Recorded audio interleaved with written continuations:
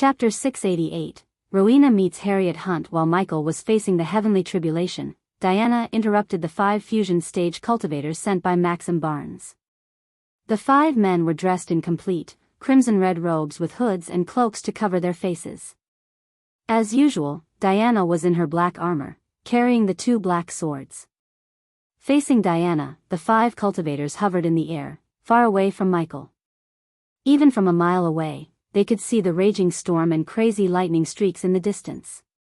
Just as King Maxim sent a warning letter to the Voldegards, he sent one to Winston's family. As soon as Diana read the letter, she came to Aur through a teleportation gate. Judging by her son's nature, she knew he wouldn't put Voldegards in danger by staying with them. So the next option for him was to use the Holy Church as his safe haven. Hence, Diana stayed close to the Holy Church, expecting trouble. "Who are you?" asked one of the 5 warriors. They were all at fusion stage level 6 as Diana had reached fusion stage level 2. But she had an advantage over them thanks to the primordial flame she wielded. Moreover, Diana had far more battle experience than the 5. "Turn back and leave," Diana coldly said. Normally, Diana would have killed the 5 without a second thought. The situation was anything but normal. She didn't want their battle to cause a disturbance to the heavenly tribulation. Until her son crossed the tribulation, she wanted to keep the enemies as far as possible. But deep down, she knew they wouldn't back down. They primarily came here to disrupt the heavenly tribulation and, thus, killing Ghost without a fight. "We don't know or care who you are. Take your own advice and leave this place. His life ends today," one of them slowly floated forward. His eyes glimmered with killing intent under the cloak. "Lady, you are outnumbered. Just leave," another one said. "It's only 3 against 1, Diana snickered. "How so?" The one leading the group tilted his head. "When I kill the leader in a brutal way, that's you," Diana pointed her sword at the man. "Another one will try to cast a spell, I will burn him alive. The third one will feel reluctant to attack, and I will kill him too. The remaining 2, they always run," said Diana. This chapter upload first at Novelbin. Net. If you want to read more chapters, please visit Novel Next. Com to experience faster update speed. The 5 chuckled. In a blink of an eye, the leader charged at Diana. The other 4 quickly cast various spells. To Diana's surprise, the energy fluctuation she felt around them was several times more powerful than it should have been. A golden sword materialized in the leader's hand. He swung the sword left and right. Each of the rest specialized in elemental spells. Fire, wind, water, and stones danced around Diana. Soon, the fire turned into an ethereal fire dragon, the wind turned into a giant fist, the water turned into a 12 feet long spear, and stones formed a stone giant. Diana evaded the golden sword. She had never sensed such powerful energies from typical hitmen like them. It was certain they weren't using celestial energy, as the energy Diana felt was several times more powerful than celestial energy. Even with cosmic energy running through his veins, the leader couldn't reach Diana's speed. When he swung the sword, Diana grabbed his hand and twisted it with all her might. N0VL next. AH. The man screamed. He was too arrogant to cast a defense spell around him. Meanwhile, the fire dragon soared through the sky with its mouth wide open to swallow Diana. She quickly grabbed the leader and flew away from Michael's direction. After realizing these 5 were using much more powerful energy, Diana didn't hold back. She immediately conjured the light flame. The bright light blinded the 5 and raised the temperature around them by several degrees. They all felt the smoldering heat from the flames. Diana squeezed the leader's throat, opening his mouth forcefully. Diana willed the light flames to condense into a tiny ball. The 5 of them slowly opened their eyes as the brightness dimmed from the flames. The moment they opened their eyes, they felt a chill running down their spines. They saw the lady sending the ball of fire down their leader's throat. The man couldn't scream but wiggled his body like a fish out of water. His throat melted as hot butter.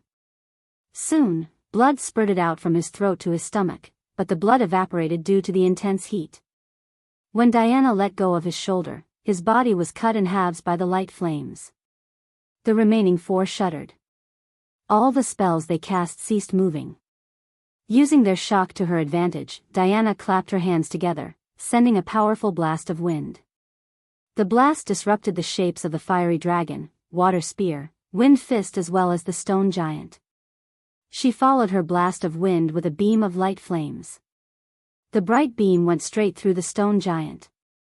Granted, the cosmic energy was much more powerful than the celestial energy, but the light flame was on the same power level as the cosmic energy. This was why Maxim Barnes was obsessed with controlling all the primordial flames by himself. Without a primordial flame, there was nothing in the universe to rival cosmic energy. Although the 5 used cosmic energy to cast spells and cultivate, they were still far from mastering cosmic energy. On the contrary, Diana had mastered the light flames to the fullest. She was able to unleash its power more than the 5 unleashed the power of cosmic energy. As a result, Diana's light beam went straight through the stone giant's chest. The stone giant crumbled to pieces. Yet the light beam did not stop. Diana moved her hands, cutting through the fist, fiery dragon, and the water spear. In a blink of an eye, she destroyed all their spells.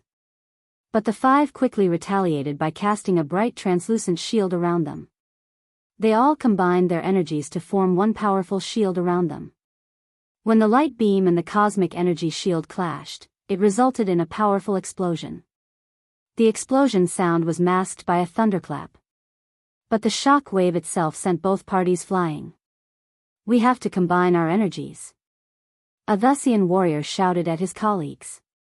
They quickly coordinated to retaliate. Diana clenched her swords tighter. She looked at the storm's direction over her shoulder. In the distance, her son was crossing his heavenly tribulation. Because he was born a god, his heavenly tribulation was much more powerful and dangerous at the same time. The effects of the raging storm, coupled with powerful earthquakes, could be felt even from a mile away. Diana closed her eyes, willing the light flames to shield her body.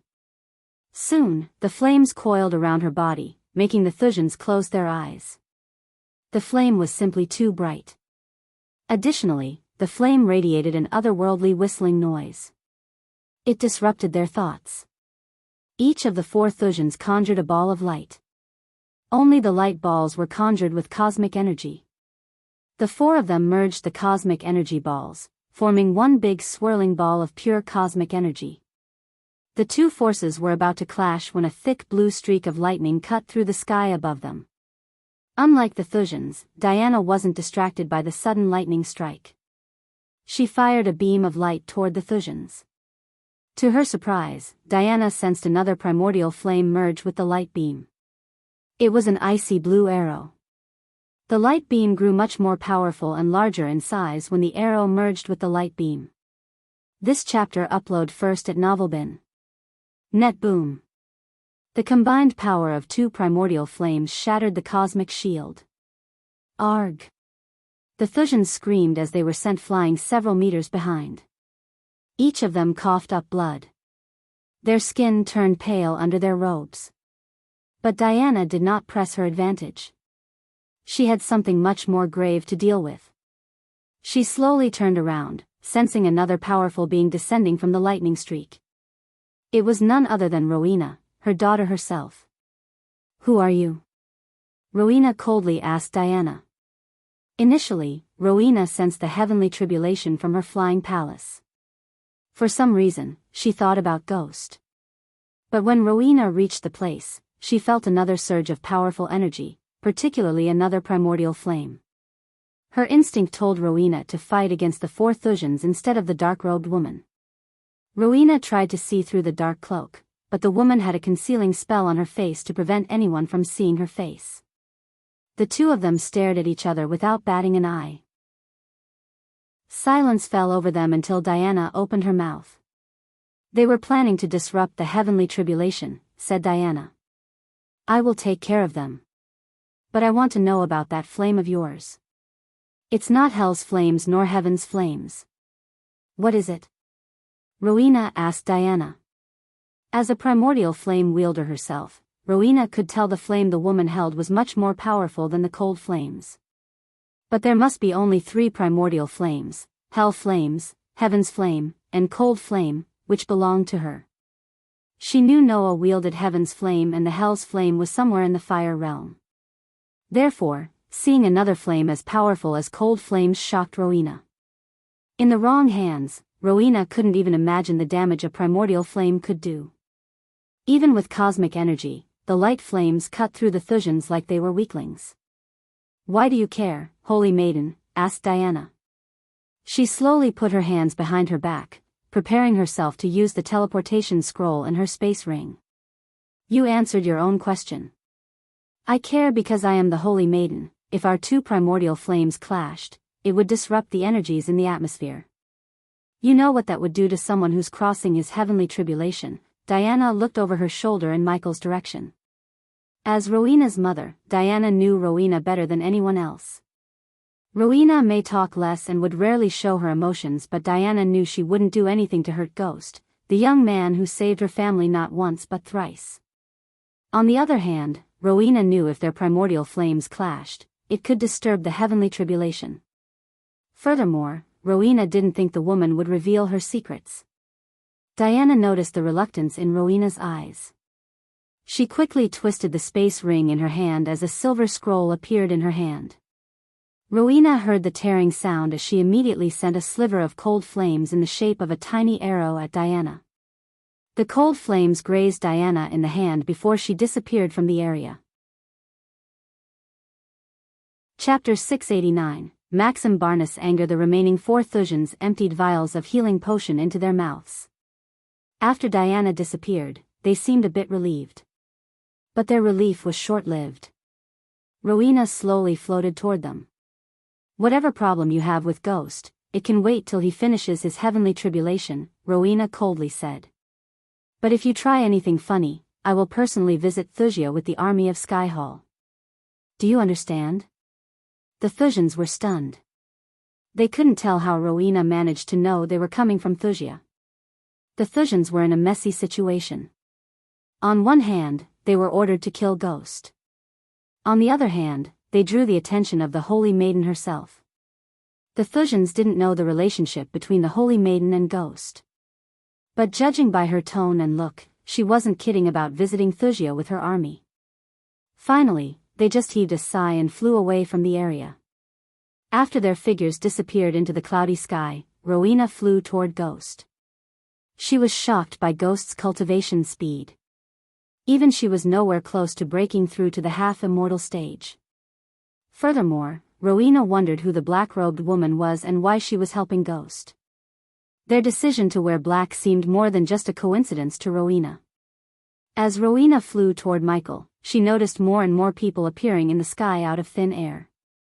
They all teleported from all parts of the world to witness the heavenly tribulation with their own eyes. Among the people, there were some familiar faces like Golden Valley Victoria, Morningstar Evan, elders of Aragoth, and surprisingly, her father Ethan himself. "Father," Ethan's body jerked in surprise. He turned around to see Rowena floating toward him. "What's my pretty girl doing here?" Ethan asked Rowena with a grin. Behind his grin, Rowena noticed a bit of concern. "How'd you come here?" asked Rowena. "Teleportation. How else?" "Olivia was kind enough to let us use the teleportation gate of Aragoth." Ethan looked at Olivia, who had just joined Gaia and Nightmare. "Olivia? The same girl we looked for Noah?" asked Rowena as Ethan nodded. "Don't you remember Noah broke the marriage?" "She was in love with someone else," said Ethan. "So tell me, father, what are you doing here? Isn't it obvious? I am here to see the heavenly tribulation just like everyone else." For some reason, Rowena felt like Ethan was only telling her a partial truth. "Where is mother?" asked Rowena. "Home. Look who came down from her palace." This chapter upload first at Novelbin. Net. If you want to read more chapters, please visit Novel Next. To experience faster update speed. Rowena and Ethan suddenly heard a playful voice. They turned around and saw Sabrina. She was with a couple of her friends. Just like everyone else,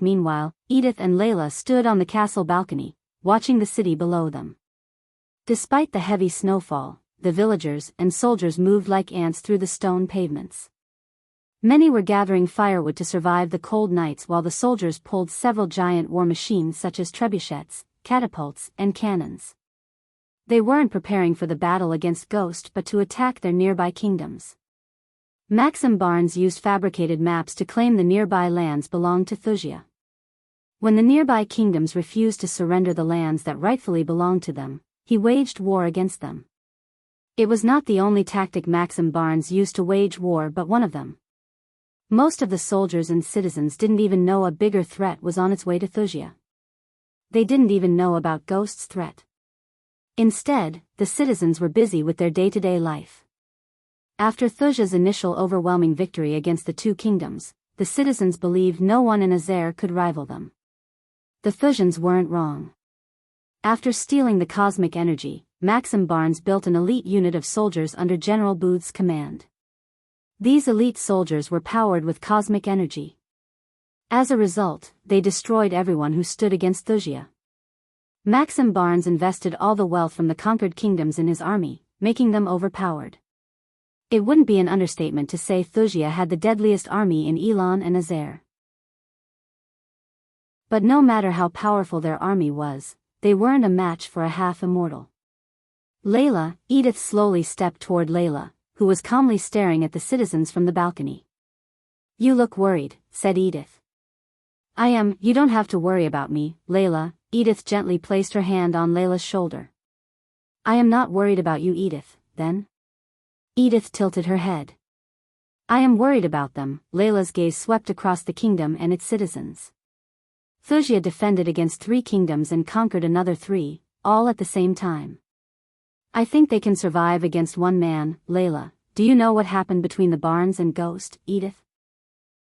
Edith nodded. "Don't ask me about it, Layla. I made a promise to Victoria. I am not going to ask you, Edith." Layla's words cut short Edith's words. "But you know who's right and who's wrong. End of the day, we all have to reap what we sow," Layla sighed. Just by looking into Edith's eyes, Layla could tell Ghost's vengeance against them was justified. Besides, Layla wasn't stupid. 2 years ago, Maxim Barnes was just a body-strengthening stage cultivator. Many ministers in Thusia forced him to marry Victoria to a prince and name an heir to the throne. But suddenly, he took a leap from the body-strengthening stage to fusion stage. Not only Maxim but all of his closest allies got a sudden boost to their cultivation. It was obvious Maxim had stumbled upon something much more powerful, and it was somehow connected to Ghost. If you are his friend, you should worry about him more, Layla. He is just one man. They are going to kill him, not if he reaches the half-immortal stage. Layla's words made Edith's heart skip a beat. Chapter 690, Stepping into Godhood. 4 days passed in a blink of an eye. The sky around the Holy Church was riddled with people from various factions. Despite the raging lightning storm, they risked their lives to witness Michael's heavenly tribulation. The entire city of Ysirius was evacuated due to the storm. The storm destroyed almost half of the houses in the city. If it weren't for the energy shield around the city would have been in ruins. Almost 300 people hovered in the sky, staring at the storm without batting an eye. But they could barely see Michael, who sat in the middle of the storm. As they were staring at Michael, a bolt of lightning struck him. A few seconds later, another bolt of lightning struck him again. Many gasped in shock. For the past 24 hours, they had seen Ghost being struck by lightning countless times. Everyone who cared for him, like Sabrina, Ethan, and Claire, felt like they were being struck by lightning. Gaia prayed to all the gods deep down. She had never heard such a phenomenon of a cultivator being struck by lightning more than 5 times. Every time a bolt of lightning struck Michael, they thought it would be the last one. Many even gambled on his life, betting whether he would die by the next lightning or not. His black robes radiated smoke as they had several burning holes. Fortunately, no one tried to interrupt the heavenly tribulation. To Gaia's surprise, the Alpha Guardians themselves came to ensure everything went as smoothly as possible. Not because they cared for Ghost but because, judging by the storm's intensity, they feared any interruption to the heavenly tribulation could destroy the entire kingdom of Thera. It worked in Michael's favor. Meanwhile, Michael sat down in the middle of a storm without moving an inch. He thought he wouldn't feel any pain because of the system. But he was totally wrong. Intense pain flared up every time a lightning bolt struck him. Every muscle in his body tensed up. His entire body told him to stop what he was doing, stop and find relief from this hellish feeling. He thought his body would go numb after being struck by lightning after some time, yet his body and mind refused to go numb. Michael was unable to block out the pain entirely. Simply put, the pain was like his skin being stripped off alive. However, the pain wasn't the only feeling he experienced. Every time a bolt of lightning struck him, his body became strong. He felt something leaving his body. He wasn't wrong as that something was toxic and impurities in his body and soul. In other words, the lightning bolts cleansed his body and soul. He was being reborn. The sky looked as dark as black canvas. Many thought it was the result of the storm and the snowy weather. But in reality, the darkness was a result of Michael stepping into his godhood. Luckily for Michael, Skyhall had no instructions or texts about the Dark Lord's godhood. Furthermore, they were absolutely certain that Hunter was the Dark Lord. Since he was at the celestial stage, the Skyhall elders completely ignored Michael's heavenly tribulation. As far as they were concerned, Ghost was a prodigy, nothing more and nothing less. Regardless, Michael's excitement slowly rose in his heart. He had received millions of badass points, and the system used them to upgrade his spells. Several hours later, blue, glowing words appeared in his pitch-black vision. Ultimate form of spell Ignitia has been unlocked, ultimate form of spell Wind Blast has been unlocked, ultimate form of spell Lightning Dash has been unlocked, ultimate form of spell Eyes of Doom has been unlocked. The word ultimate was alone enough to make him feel excited beyond words. He couldn't wait to see the ultimate form of the spells. This chapter upload first at Novelbin. Net. If you want to read more chapters, please visit Novel Next. Com to experience faster update speed. At level 1, the ultimate spells can only be used once a day. The system's words somewhat diluted his excitement, yet he expected a catch. Congratulations to the host for stepping into the godhood. Current godhood level, fledgling god. The host can find seeds of darkness and achieve certain feats to level up your godhood. The higher the godhood level, the more powers will be unlocked. Finally, Michael had taken his first step into his godhood. As a result, almost every single skill and spell in Michael's arsenal got a boost in power. All of the host's elemental mastery except darkness has doubled. Wind mastery reached 20%, lightning mastery reached 30%, fire mastery reached 20%, darkness mastery reached 35%, except for darkness, which went from 25% to 35%. All of his elemental mastery had doubled. Michael was elated by the system notifications. His suffering and the pain he experienced were worth it. He felt more powerful and stronger than ever before. More and more lightning bolts struck Michael, but the pain he felt was nowhere close to the pain he had felt earlier. His body had become strong and powerful beyond any mortal limit. He lost track of time. Finally, he heard the system's voice again. Congratulations to host for reaching the half-immortal stage level 1, this chapter upload first at Novelbin. Net. Michael heaved a sigh of relief in his mind. But it was only the 4th day of his tribulation. On the other hand, those who were staring at Michael felt a sudden power surge in the air.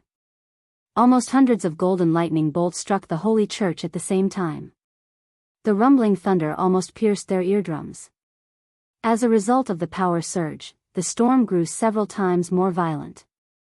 The howling wind pushed everyone back. Hundreds of lightning bolts streaked across the sky, almost turning the dark sky golden. As a result of these lightning strikes, the red maple leaves turned white. The lightning bolts bleached the red maple trees. The rumbling thunder almost sounded like the sky itself split open. They all feared for their lives. Even the fusion stage cultivators flew a mile back from the storm. The phenomenon continued for almost 5 hours. Afterward, the lightning bolts disappeared from the sky. Instead, the pitch-black sky and raging storm completely enveloped the holy church.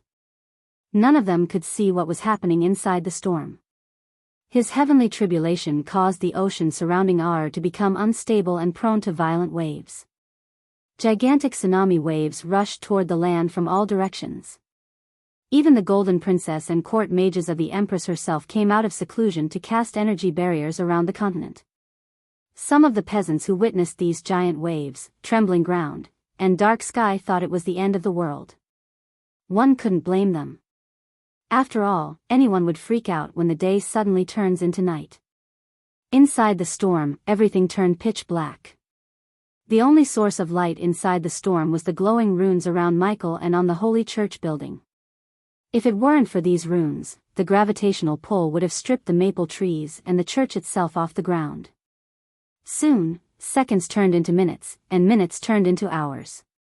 When the final day of his tribulation arrived, every single kingdom in the Ar continent felt the effects of his tribulation. There was no one in Ar who didn't hear the rumbling thunder and see streaks of lightning in the sky. Novel Bin, it's time, Nightmare said to Gaia. It had been 5 days since Michael triggered his heavenly tribulation. Gaia and everyone noticed the storm slowing down. The dark storm clouds gradually passed away, letting the light pass through the sky. Eventually, they were able to see Michael's silhouette in the middle of the storm. Ethan and Sabrina heaved a sigh of relief. Michael slowly opened his eyes. His skin and hair glowed. In a few seconds, his short hair grew several inches to reach his lower neck. Coupled with a stubble beard, Michael looked dashing.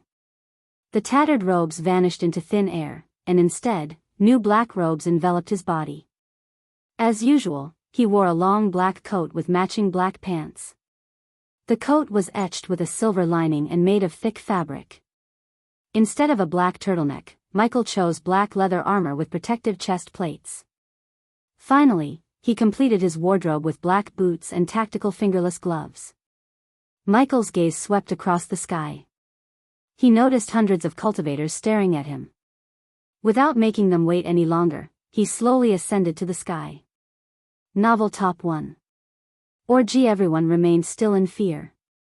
A half-immortal was a pinnacle of existence who could end their lives with a single spell. Plus, no matter how many spells they could cast, they wouldn't be able to kill him, even if they all attacked him together. As expected, Gaia and Nightmare were the first two to fly toward him. When they reached him, their eyes went wide. Gaia's jaw dropped a few inches down. They were different from the rest. The cultivators who saw Michael were beyond shocked. They couldn't believe what they were seeing. He wasn't at the half-immortal level 1 but level 3. The system harnessed the power of the lightning using the energy devourer. As a result, he was able to jump from level 1 to level 3 in one go. One by one, Michael's close friends and allies moved closer to him. I can't believe it, Gaia gasped. You are a freaking half-immortal. Claire and the others, including Ethan, surrounded him. But before Michael could greet them, an ear-deafening thunderclap echoed through the sky. A bright light emerged in the sky. The light was bright enough to resemble the sun. They all looked up as the light slowly descended toward Michael. Everyone couldn't help closing their eyes. Fortunately, the light slowly dimmed, revealing a man with a long white beard and hair. An immortal, several people gasped in shock.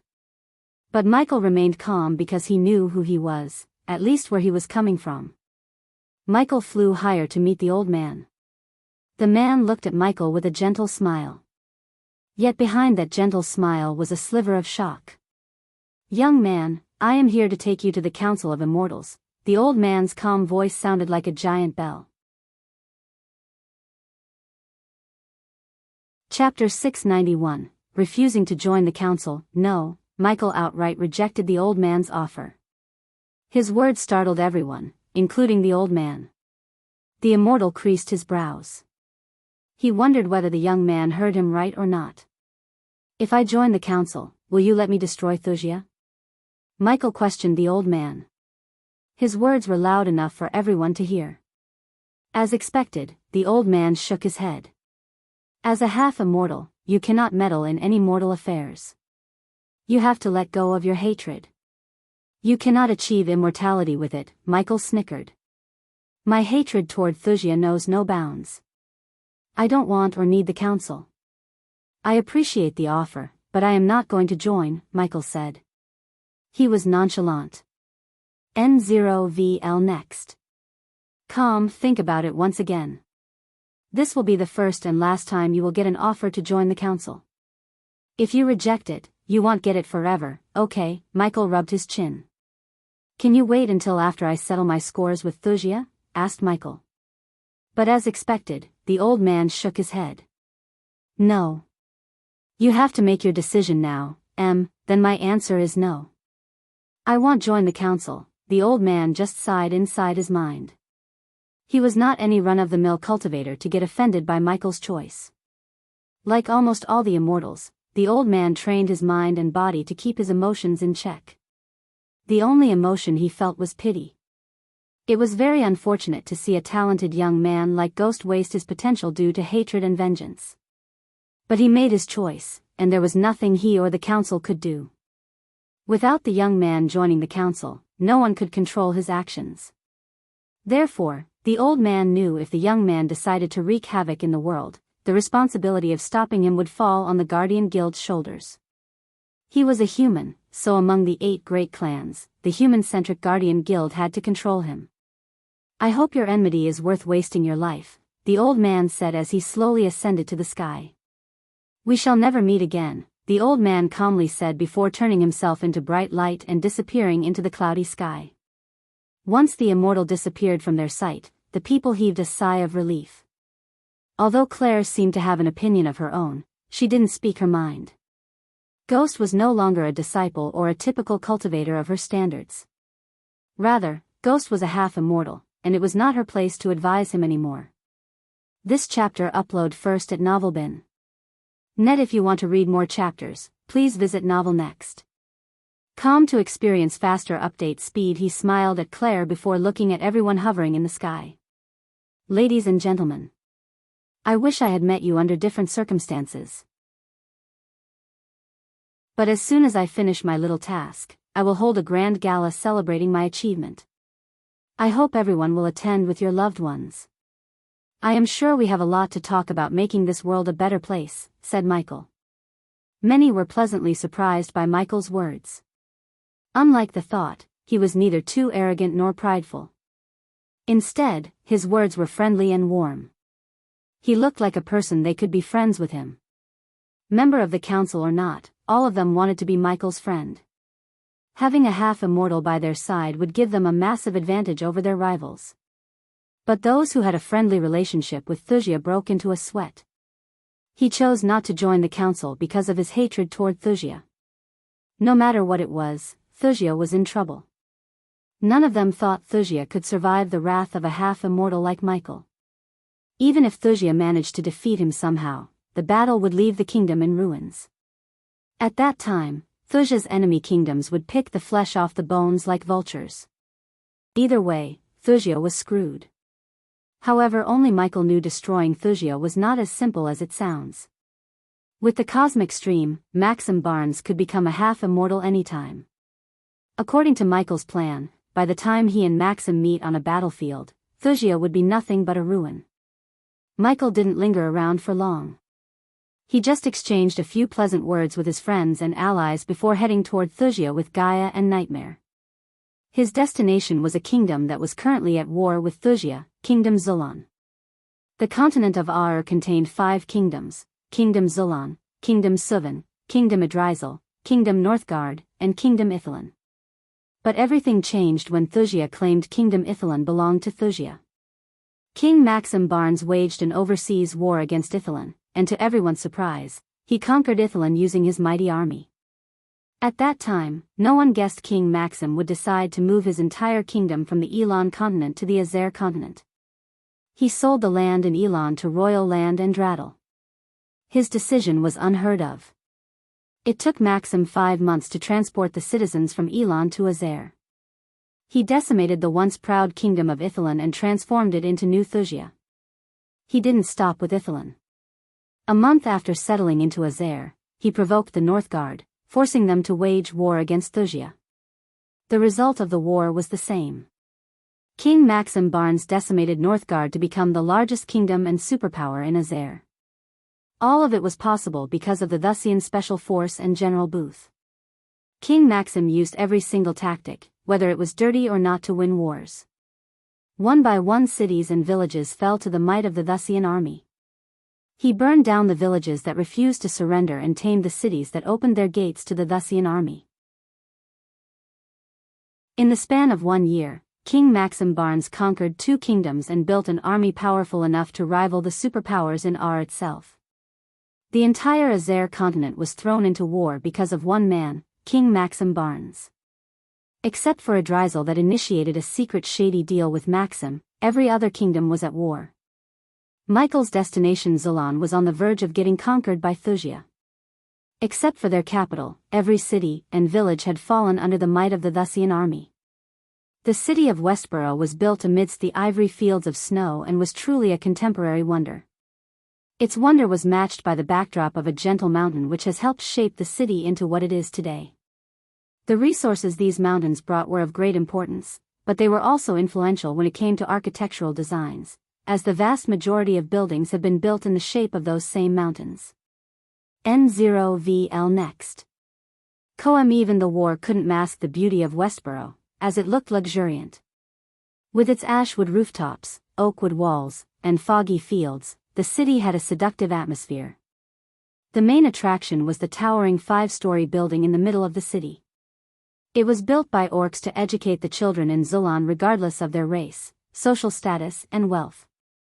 Under the Orc King, Balador, Zulon prospered for ages without war or any sort of struggle until Thusia waged war against them.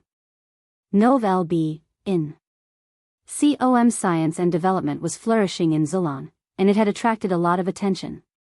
The orcs maintained a peaceful relationship with all the nearby kingdoms. One could think orcs were a ruthless, brutal race by their looks. On the contrary, orcs lived a peaceful life. They were gentle, kind and caring. They didn't even bother to build a big enough army to defend themselves in case of invasion. It was a mistake and a vulnerability that Maxim Barnes took full advantage of. Without a strong army to fend off the invaders, every city and village in Zulon fell to the Wuxian army like dominoes. No amount of science and education could save Zulon from the might of Thusia. At the moment, Captain Yagner sat inside his room, rummaging through the scrolls on his table. The candlelight illuminated his green skin and 2 broken tusks sticking out of his mouth. A few weeks ago, he was on duty to protect Prince Zorfu.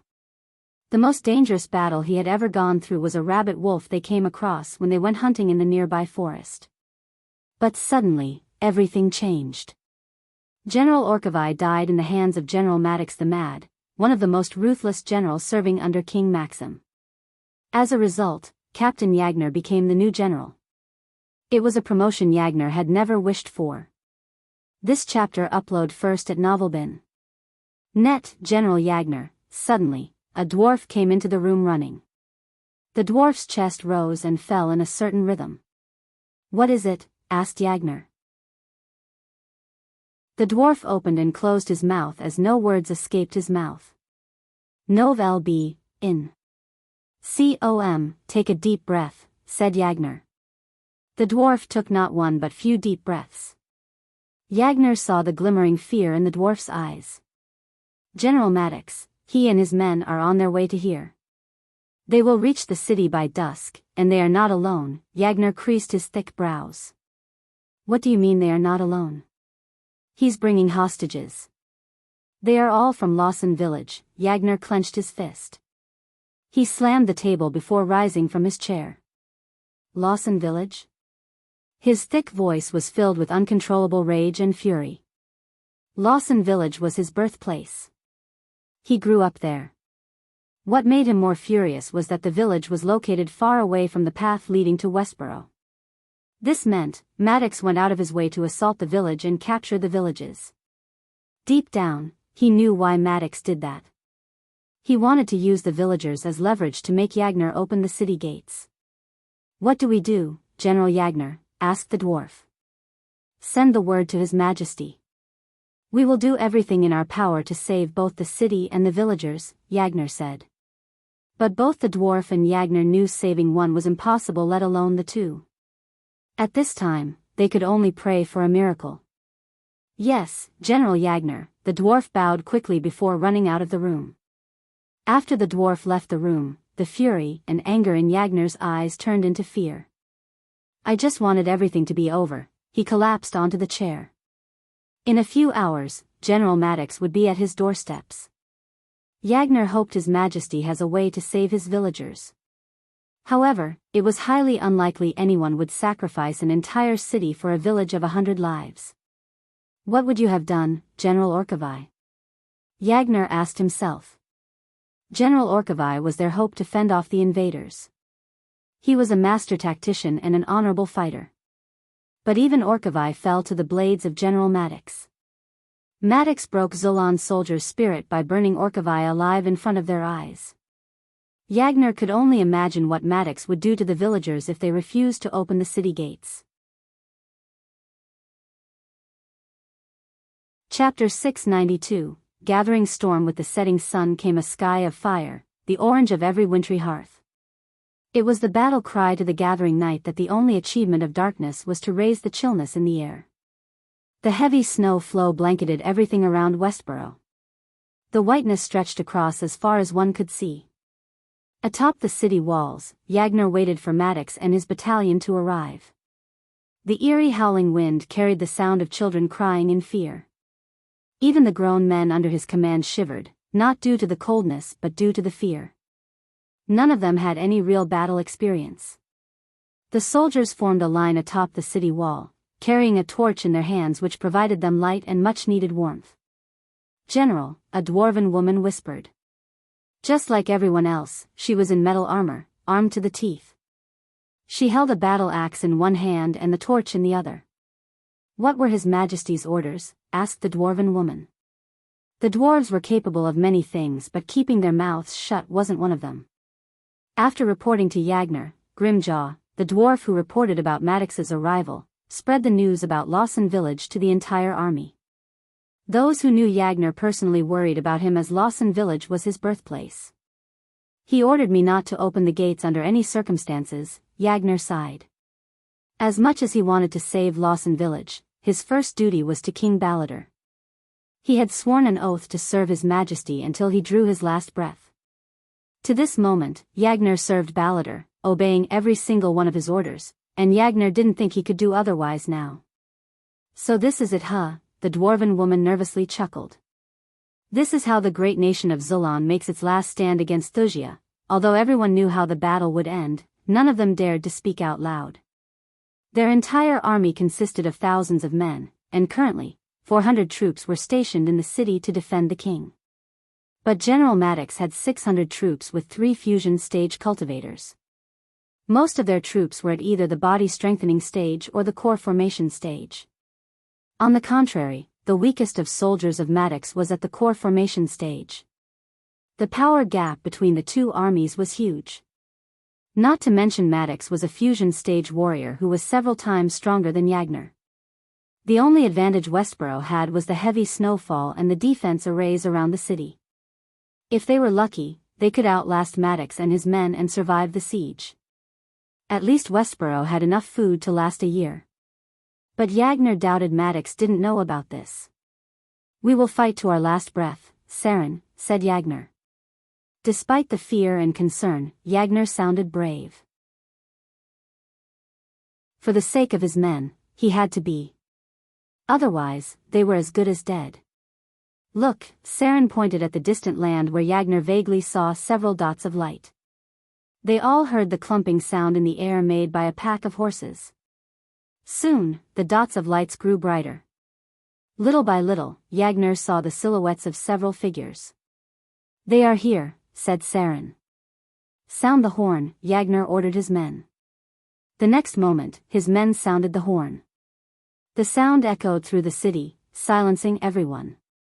The cries of children were cut short by the horn. Silence swept across the city. Even the howling wind seemed to have died down. Suddenly, a bright light appeared amidst the torches in the distance. The ball of light lit the place, shedding light on Maddox and his men. Maddox was a giant of a man who sat atop a growling buffalo instead of a horse. He was easily a 7-feet man with a large pot belly. Unlike Yagner and his men, Maddox and his men wore animal fur and pelt as clothes. Maddox himself wore a wolf's head atop his head. Furthermore, Maddox made a chain out of his fallen foe's ears and wore it around his neck to terrify his enemies. Rumor had that Maddox was a cannibal who lusted over human flesh.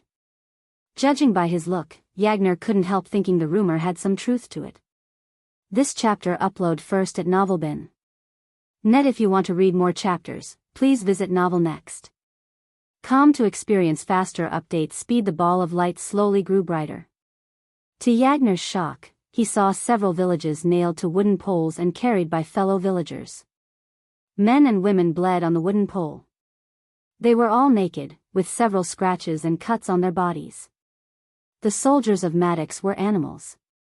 They ravaged the women in the village, pillaged their homes, and burned it to the ground. Many villagers wanted to kill themselves, but Maddox didn't even let the villagers take their own lives. Because for him, their lives had value. In the severe cold, the villagers shuddered. They all looked half dead. Maddox didn't show a shred of mercy. He stripped the clothes of everyone, including the children. Yagner's blood boiled seeing the state of his fellow villagers. My dear Zulans, Maddox's words echoed through the air. You have a nice home. Aren't you going to welcome us? Your people, Maddox looked at the naked villagers in shackles, are cold and need warmth. Otherwise, they might die. Maddox pretended to be sad for the villagers. Open the gates. Save your people, said Maddox. Seeing the state of the villagers, Yagner was tempted to open the gates. Yet if he opened the gates, there was a possibility of Maddox slaughtering everyone in the city just to bring Zulan to its knees. People called Maddox the Mad for a reason. Maddox's cold gaze swept across the city gates. His gaze slowly turned toward a young man who was nailed to a wooden pole. Novel Top 1. Or gee, your people refuse to open the gates for you. Yet, they call me mad. Maddox slowly shook his head. Let me take care of your need for warmth. Yagner saw Maddox reaching out for the young man sitting atop the buffalo. But suddenly, a stream of fire shot out of Maddox's hand toward the young man. A scream of agony echoed through the area. Everyone felt a chill crawling down their spines. The young man screamed and squirmed. The smell of burning flesh traveled in the cold air. His scream lasted for almost a minute until the young man turned into ashes. Open the gates. One of the villagers screamed. Listen to your people. Avoid this needless bloodshed. We both know you cannot defeat us. Open your gates and swear your loyalty to His Majesty Maxim Barnes. Maddox let his words sink into everyone's mind. The ashes of the young man were still smoking. His parents couldn't even cry out loud because of the cold. What are we going to do, General? Asked Saren. Everyone looked at Yagner for his answer. But how could he order the men to open the gates? He learned about Maddox. The man had never honored his words. Yagner knew the moment they opened the gates, Maddox and his men would flood the city and burn the city to the ground, just like they did in Northgard. So the responsibility of taking care of your people falls into my shoulder again. Once again, Maddox extended his arm toward a shivering old man. Without any clothes on, the old man was covered in a thin layer of ice. The light of life was slowly dimming in the old man's eyes. No words escaped the old man's mouth until the fire shot out from Maddox's palm and touched him. The old man screamed. But his scream lasted shorter than the young man's. The old man's charcoal bones crumbled down. This chapter upload first at Novelbin. Net Novel Top 1. Or gee, open the gates. Bastards, open the gates. Some of the villagers managed to scream as loud as they could. Their fear turned into fury. Another life is gone because of you, Maddox said. He was nonchalant. Their sufferings gave Maddox a sense of pleasure. Despite the screams of the villagers, Yagner did not order the men to open the gates. Until you do, you will see me doing this every 5 minutes. But don't let my patience run out. At that time, I'd warm up your entire city. His words made Yagner's heart skip a beat. The soldiers behind him clenched their fists. They desperately wanted to open the gates. This war was lost. If they had opened the gates now, at least they could save the city and the villagers. General. We have to open the gates. Please, give us the order, some of the soldiers behind Yagner shouted. It's not my order to give. His Majesty has ordered us to hold the gates. Opening them is not an option. Yagner roared. Where is His Majesty now? A soldier among them shouted. His question riled up the others. Fear overshadowed their loyalty. One by one, the soldiers began to question the orders given to them. To their surprise, Maddox burned another villager alive. He didn't keep his word about burning one every 5 minutes. Not even 2 minutes had passed since he burned the old man when he decided to burn another one. This is bullshit. Let's open the gates. I won't let my family burn to death because of some stupid order. A group of soldiers containing dwarves and humans jumped down from the city gates. Chaos broke out among the soldiers. Anyone who touches the gate will be tried for treason. Saren shouted. It's better than burning alive. The rebels shouted. Although the other soldiers didn't step out of the line, they didn't stop the rebels either. Looking at the chaos on top of the city walls, Maddox and his men laughed. They licked their lips. Any oblivious man could tell these men don't have any kindness in their hearts. Stop them. Inside the city, Yagner saw the rebels rushing toward the gates. He immediately ordered his men to stop them. But the soldiers seemed reluctant. Yagner closed his eyes for a moment as a dark spear materialized in his hand. He prepared himself to stop the soldiers himself. He was about to leap down to the ground from the city wall when a thunderclap reverberated through the area. Streaks of lightning riddled the sky above them. They all looked above. The flashes of lightning revealed the swirling dark clouds in the sky. A storm? Saren tilted her head with a doubtful look. Chapter 693, Ultimate Wind Blast. The storm grew more and more intense. In a couple of seconds, streaks of lightning cut through the dark sky. The flashes of lightning turned the night into day. Maddox and his men stopped laughing. They all looked up at the sky. The ferocious storm clouds threatened them. But suddenly, everything became dead silent. What's happening? Saren asked. The rebels halted their moves. Out of the blue, a golden lightning bolt struck the land between Maddox's men and the city walls. Atop the city walls, Saren and Yagner saw a cloud of smoke emerge from the ground where the lightning struck. They vaguely saw a figure standing inside the cloud of smoke. A ball of light hovered above Maddox's men, lighting the place. It illuminated the young man in complete black robes. As soon as the soldiers saw the young man, they shuddered. Maddox's buffalo groaned, stepping back in fear. No way, Saren mumbled.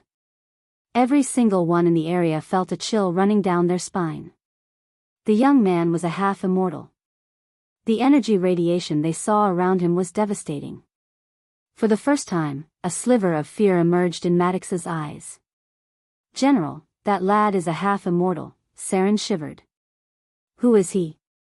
Yagner mumbled.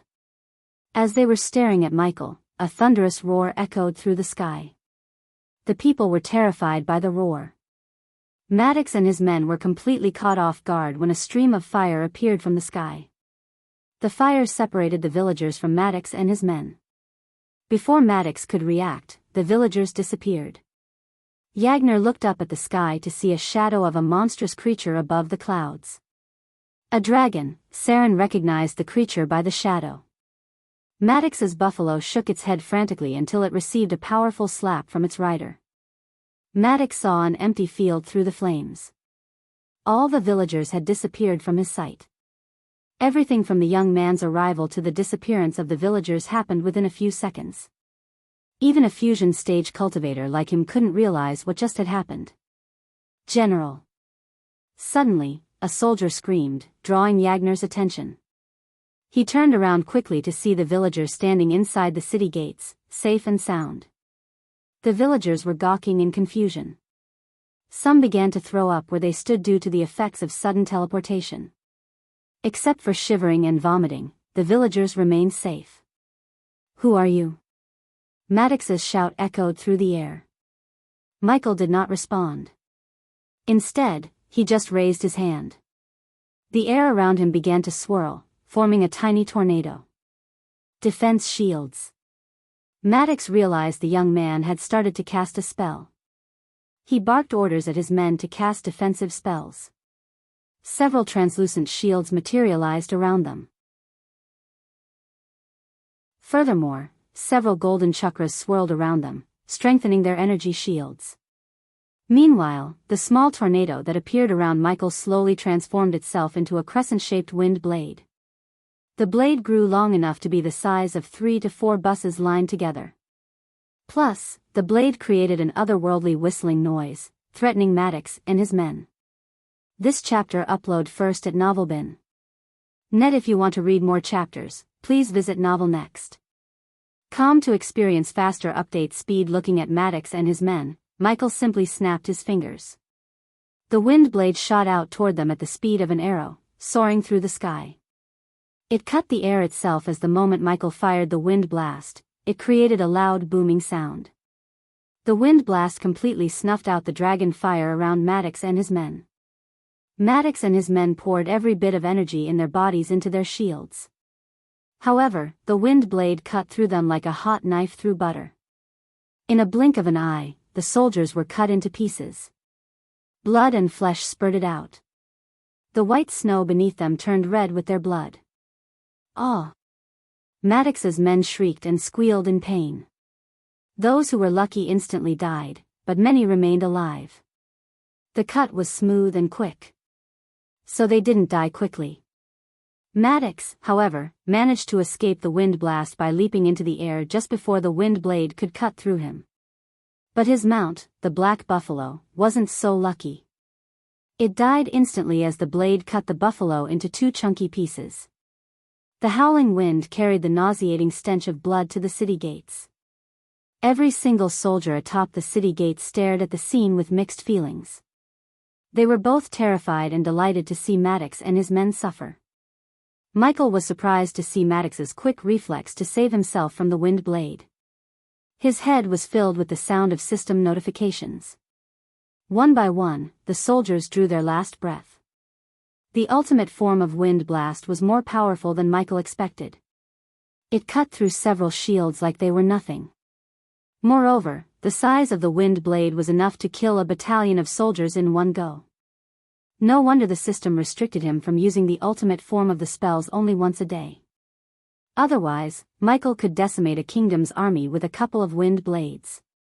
Novel Bin Maddox landed on the snowy field with a loud thud. He immediately took the spiked mace dangling on his back. In Michael's eyes, Maddox seemed like a typical barbarian. "I am with the king." "Are you finished there?" Michael heard Gaia's words in his head. "About to," said Michael. "You are meddling in the affairs of Kingdom Wuxia," Maddox shouted. He didn't find any suitable threatening words. "I know," Michael snickered. In a blink of an eye, Michael's figure disappeared from Maddox's sight. From atop the city walls, they saw a golden lightning bolt shooting toward Maddox. Maddox was stunned when Michael appeared before him. But he managed to swing his mace instinctively. The mace hit Michael's head, creating a loud ding sound. The mace bent and cracked as soon as it hit Michael's head. Maddox's hand went numb. Although the spiked mace looked rather ordinary, it was an epic-class weapon gifted to him by Maxim Barnes. The mace had the ability to freeze its foes for a few moments upon hitting them. Yet, it failed to even inflict a small cut on Michael's head. He simply grabbed Maddox's neck, lifting him off the ground. "You deserve to be burned alive," Michael conjured a ball of emerald green flames on the other hand. Suddenly, a ghostly figure of a bear appeared behind Maddox. The crimson-red bear lunged at Michael with its razor-sharp claws raised. Yagner and the soldiers saw everything with their eyes wide open. The 8-feet-tall bear swung its claw left and right, trying to shred Michael into pieces. The result of the bear's attack was just the same as the mace attack. It couldn't even cut Michael a single time. Eventually, the bear disappeared as Maddox's face turned pale due to lack of blood flow. This chapter upload first at Novelbin. Net, but I have some other uses for you, said Michael. His eyes turned predatory. Maddox struggled to escape Michael's clutch. Granted, Maddox was a fusion stage cultivator, but he was nowhere close to a half-immortal in power and strength. Even if Maddox had cosmic energy coursing through his veins, the result of the battle would have been the same. Holding Maddox by his neck, Michael looked at a steel sword on the ground several meters away from him. He reached out for the sword as it flew straight into his hand. Pulch. Michael quickly enveloped the sword with a thin layer of dark flames before swinging it right across Maddox's waist. The sword cut Maddox's body in halves. His lower body hit the ground with a sickening thud. Blood spurted out from half of the body on the ground. Yagner and Saren felt a chill as they began to sweat. Maddox's mad scream echoed through the air. Michael let Maddox scream for a few long minutes. I am going to parade you and your lackeys' bodies through Zulon, Michael snickered.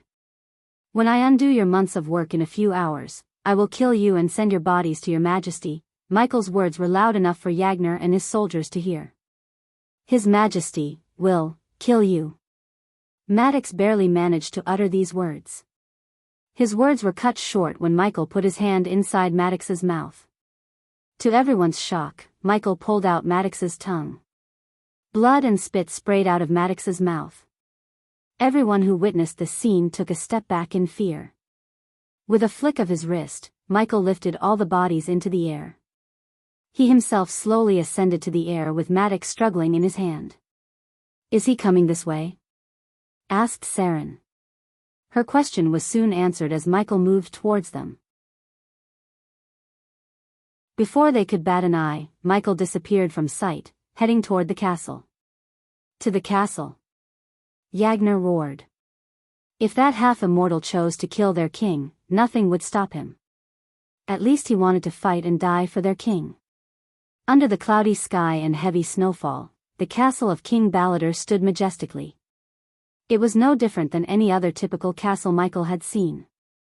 8 strong, square towers dominated the skyline of this massive castle. They were connected by reinforced, narrow walls made of dark brown stone.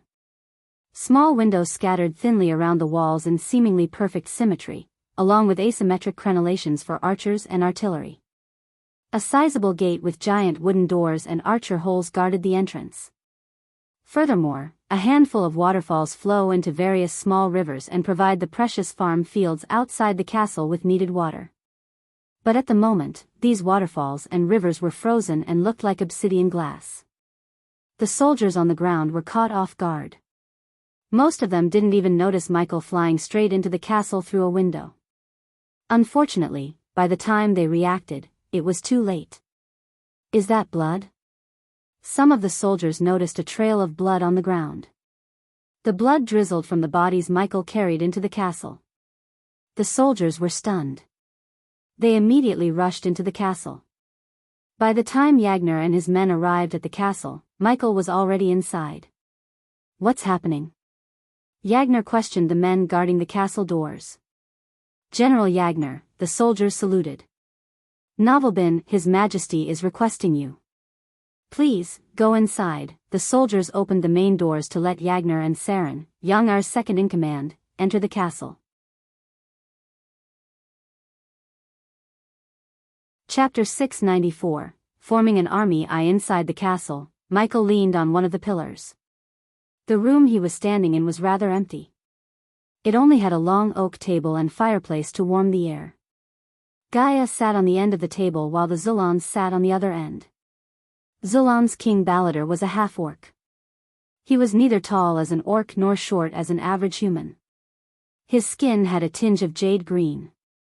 Balladur inherited his facial features from his human mother and his body from his orc father. Light green, shaggy hair almost fully covered the fine, frowning face of Balladur. Expressive blue eyes set narrowly within their sockets, watching impatiently over the newcomers. Besides Balladur, the Prince of Zulon remained calm and composed.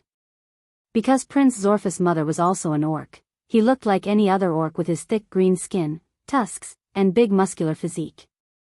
Unlike his father, Corfu tied his green hair into a ponytail. His gaze swept between the girl, the dragon sitting atop her shoulder, and the half-immortal leaning on the pillar. Silence haunted the room. The firewood crackled under the scorching flames. They all waited for General Yagner to enter the room. Finally, the orc general opened the room. Fear and concern were written all over Yagner's face. He clenched his spear tight. When he saw everyone was safe, he looked relieved. Yagner heaved a sigh of relief. "Your Majesty, Your Royal Highness," Yengar bowed. "Rise," Balladur ordered Yagner with his surprisingly soft voice. "Nov lb, in." Com Yagner lifted his head up. He glared at everyone. They all expected the half-immortal to speak his mind. Finally, Michael opened his mouth. "Before we start, let me clear things up. I am not here to negotiate. I am here to tell you what to do if you want your kingdom back and end this war once and for all," said Michael.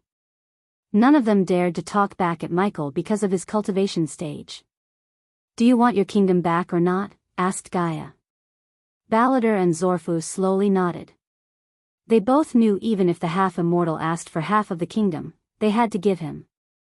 They were not in a position to negotiate. Without him, their own soldiers would have rebelled and opened the gates for Maddox and his men. At that time, they would have lost the entire kingdom. Michael noticed the concern in their eyes. "If you're worried about whether I would ask something unreasonable, don't. I am putting together an army to destroy Thusia, and I want yours to join me.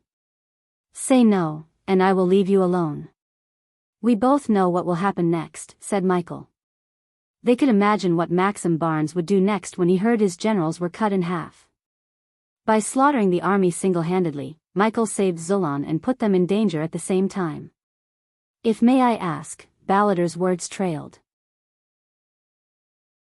He carefully chose his next words. "Why do you want an army, my lord?" "With your power, you can destroy Thusia single-handedly," said Balladur. Because Michael was a half-immortal, even the king addressed him as my lord. "If I do that, it'll be the priority number one of the Immortal Council. It's bullying. But if you fight back, that's war. And anything is fair in war," said Michael. He was nonchalant. "As you may or may not have heard, Zulon is not a military nation. Our army consists of commoners with no real battle experience. As much as I hate to admit it, we are weak in terms of military power," Balladur sighed. Hearing the king, Michael just snickered. "Dying as weak is better than living as a slave. As I said, I am not here to negotiate. Talk to your general and give me an answer." "I will give you 15 minutes, Michael flew out of the room in a blink of an eye. The dragon and the girl followed him behind, leaving Yagner with the king and the prince. "Your Majesty," Yagner called, looking at the king. "There is nothing to think about this, father," said Zorfu. Novel Top 1. Or gee, we either do what he says and stay behind him or fall when Maxim Barnes sent another battalion of soldiers to Westboro. General Yagner, Prince Zorfu turned his gaze toward the general. This chapter upload first at Novelbin. Net. If you want to read more chapters, please visit Novel Next. Com to experience faster update speed. Tell me if I am wrong. Yagner shook his head. "Your Majesty, permission to speak freely," asked Yagner, bowing his head. "Go ahead," said the king. "This is our fight, Your Majesty. We cannot expect that young man to fight for us, and I don't think he will. I saw General Maddox burn villagers of Lawson village alive. Our own soldiers rebelled against our orders to open the gates. How strong or weak our soldiers are won't matter when we don't even have a kingdom. I know that, General Yagner," the king sighed. "Maybe I am selfish, but I don't want those youngsters to lose their lives fighting a war against Thusia. They have a lot to live for, father, are you hearing yourself?" Zorfu creased his brows.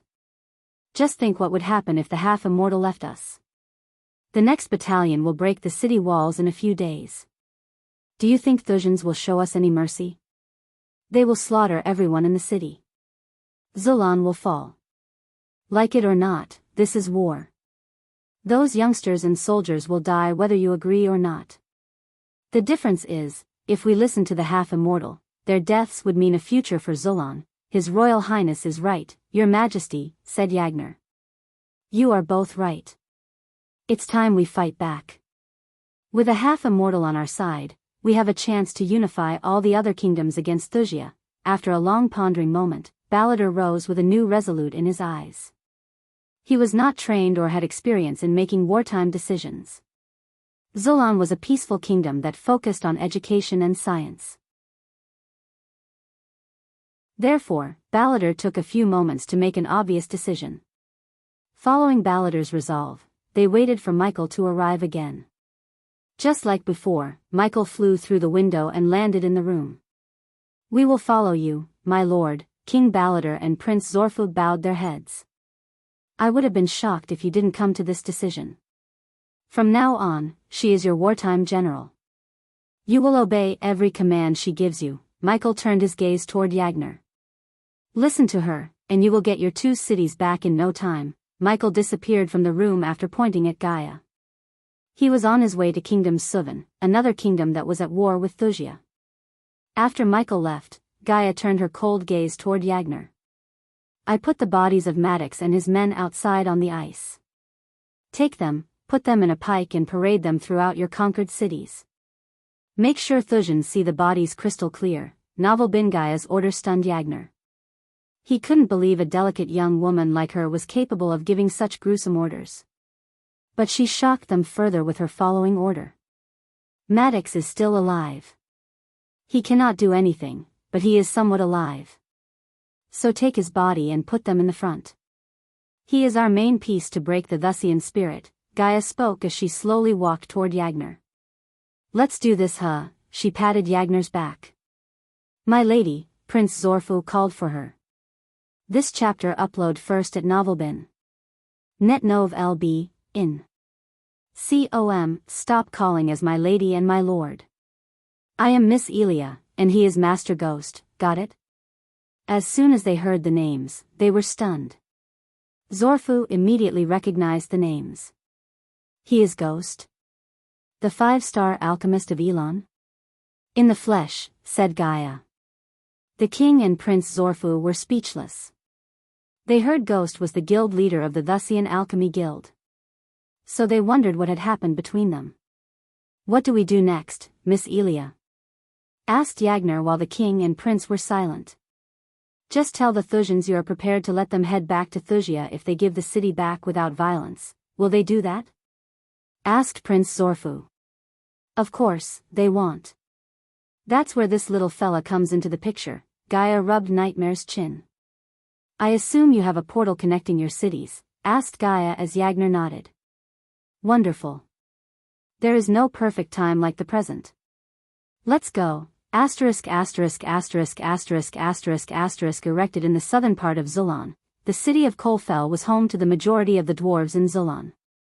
These dwarves hailed from their ancestor kingdom in Ar and settled down in Kolfel because of the abundance of mines and ores.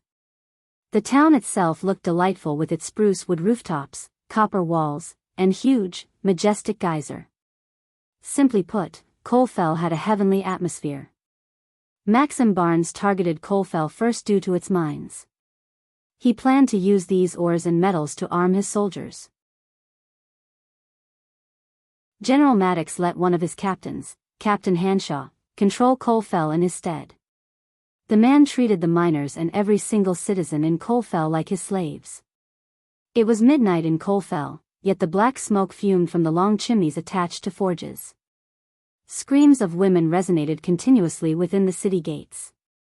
The portal connecting Westboro to Kolfel was located in an open ground. It was an arena with hundreds of seats built around it. The citizens of Kolfel came to this arena to watch dramas put on by various drama groups that visited Kolfel often. Currently, the Thusians used the arena as an execution site. When Yagner, Saren, and a group of soldiers appeared on the open ground, their senses were overwhelmed with the smell of blood. Body parts and blood-stained clothes littered the ground. Patches of blood turned the snow on the ground red. Intruders. As soon as the Thusian soldiers patrolling the site saw the group, they shouted. "Be calm." Gaia personally led the group to Colfell. She told them to remain calm. Because of the darkness, the Thusians still hadn't seen the bodies on pikes. "Tell your captain that a fusion stage warrior is here for his head." Gaia's shout echoed through the arena. "Let every single soldier in Colfell come here." Gaia grinned devilishly. Chapter 695. Forming an army. Two Kingdoms. Suvan was a small country with a population of 100,000 people. Bordered between a calm ocean to the north, a calm sea to the south, huge, open plains to the east and a tropical forest to the west, the Kingdom of Suvan mainly lived off armorsmithing, cooking, and carpeting. Suvan itself was mainly covered in uninhabitable mountains and had a rainy climate, which led to a packed population. The country's landscape was sublime. Soft, foggy fields, gentle hills, and never-ending fields of green were just a sliver of the hidden treasures Suvan had to offer, which was why the kingdom was cherished among foreigners. The people of Suvan were charitable towards foreigners and tended to welcome them with fresh food. They felt foreigners could help the country's well-being until Thusia waged war against them. It wouldn't be an overstatement to say Kingdom Suvan provided food for the entire Azer continent. The kingdom was blessed with fertile lands left and right. In the spring, the entire kingdom would look covered by a golden blanket. The rivers running through Suvan were littered with fish and aquatic life. Many wealthy organizations like Ruby Cuisine bought fish, crab, prawns, and everything that could be eaten from Suvan on a regular basis. Like Maxim Barnes desired Zulon for its mines and ores, he coveted Suvan to make Thusia a self-sustaining kingdom. He wanted to monopolize all the food produced by Suvan. Once Thusia conquers Suvan, all the nearby kingdoms would be forced to accept whatever price King Maxim asks for the food. Starvation would be their only option if they rejected Maxim's offer. However, unlike Zulon, Suvan had a powerful army. Their naval forces sank hundreds of Thusian ships and held off the invasion for months. Nonetheless, Thusia overwhelmed them with their superior numbers. Until recently, Thusia and Suvan were in a stalemate. Thusia broke this stalemate by burning down farmlands and villages. Although it was a ruthless tactic, it worked in Thusia's favor. Furthermore, Thusians blockaded the paths leading from major food-producing farmlands to the cities. By doing this, Thusia cut the food supply to the Suvan army. Without food, the army grew weaker. After all, not everyone in the army could sustain themselves with energy only. They needed food. At that moment, General Bryce of the Suvan army sat inside a tent that erupted on the battlefield. Due to the heavy snowfall in the night, the two sides halted their fight. Still, Thusians used attack and retreat tactics at night to prevent Suvan's army from getting a good night's sleep. Once a golden wheat field mesmerized the foreigners were littered with gore, bodies, and broken armor. Red, blue and gray were the new colors of what was once a vast, luscious field, which had now become the stage of a bloody war. The air, which would normally carry the sounds of birds, rivers, and wildlife, was heavy and thick with the scent of smoke and blood. The mere sense of it would make anyone want to run. The dead of the Suvan army lay in heaps across the field, and the faces of the remaining soldiers were grim with sorrow and despair, but they refused to give up fighting. But in the Thusian camp, singing and laughing reverberated throughout the area. They gained a morale boost after reducing the last of Suvan's army to a quarter of their number. Nevertheless, the toll on both nature and humanity was heavy. It was likely to take a lifetime before this field recovered to its former glory. Its clear rubble, explosion holes, and broken siege engines had taken the place of flowers, trees, and golden wheat fields. General Bryce was a red-haired man with a long red beard. His body was riddled with cuts and bruises. Several bandages covered the wounds suffered in the battle. Despite the wounds, his eyes were filled with vigor. General Bryce was accompanied by several advisors of King Gunnar Lamb, General Bryce's brother-in-law. General Bryce looked up at the man who had just entered the tent. He was one of his knights. The knight carried a parchment.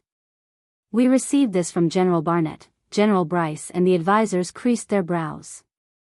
General Barnett was the man who was leading the invasion on behalf of Thusia.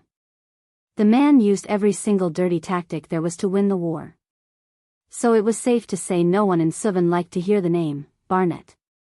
What does that son of a bitch want? General Bryce snatched the scroll from the knight's hand. The advisors of General Bryce noticed the general's eyes turning bloodshot red. His hands shivered as he tore the scroll into pieces. General Bryce. What did he say? Asked one of the advisors. He wanted us to drop our weapons and surrender. Or, General Bryce clenched his fist. This chapter upload first at Novelbin. Net. If you want to read more chapters, please visit Novel Next. Com to experience faster update speed, or his men will feast on the women they captured from all those farmlands. Novel Top 1. Or G. Not a single one in the Tenant remained calm and composed after hearing General Bryce. They all wanted to rip General Barnett to pieces. Unfortunately, they were powerless to do so. After their recent clash, the Thusian army outnumbered them 4-1. It would be a miracle if they held this position for another day or two. I'd be damned if I listened to that moron. We will attack their camp tonight or die trying. His Majesty Gunner will avenge us. What say you? His advisors saw no other way. Their battle was long lost. At this moment, they could only go into blazing glory by trying to rescue the villagers from the Thusian army. Get ready. Tonight, we will attack those bastards for a change, General Bryce roared. But before they could move an inch, a bolt of lightning struck the tent out of the blue. The advisors and the knights guarding the tent jumped back in shock. Intruder! The advisors shouted as they saw a black-clothed youngster standing in the tent where the lightning bolt had just struck. Protect the general. The knight who brought Barnett's scroll didn't even bother to check Michael's cultivation level before lunging at him with his sword raised. A tiny bolt of lightning shot out of Michael's finger, penetrating the knight's shoulder. The knight screamed as he dropped the sword. His armor made a thud when he collapsed down. Stand down, Michael's domineering voice ran inside their heads. To their shock, they were able to see Michael's cultivation stage. Although the Hydra's shout still affected Elon and Azair, its effects were slowly diminishing.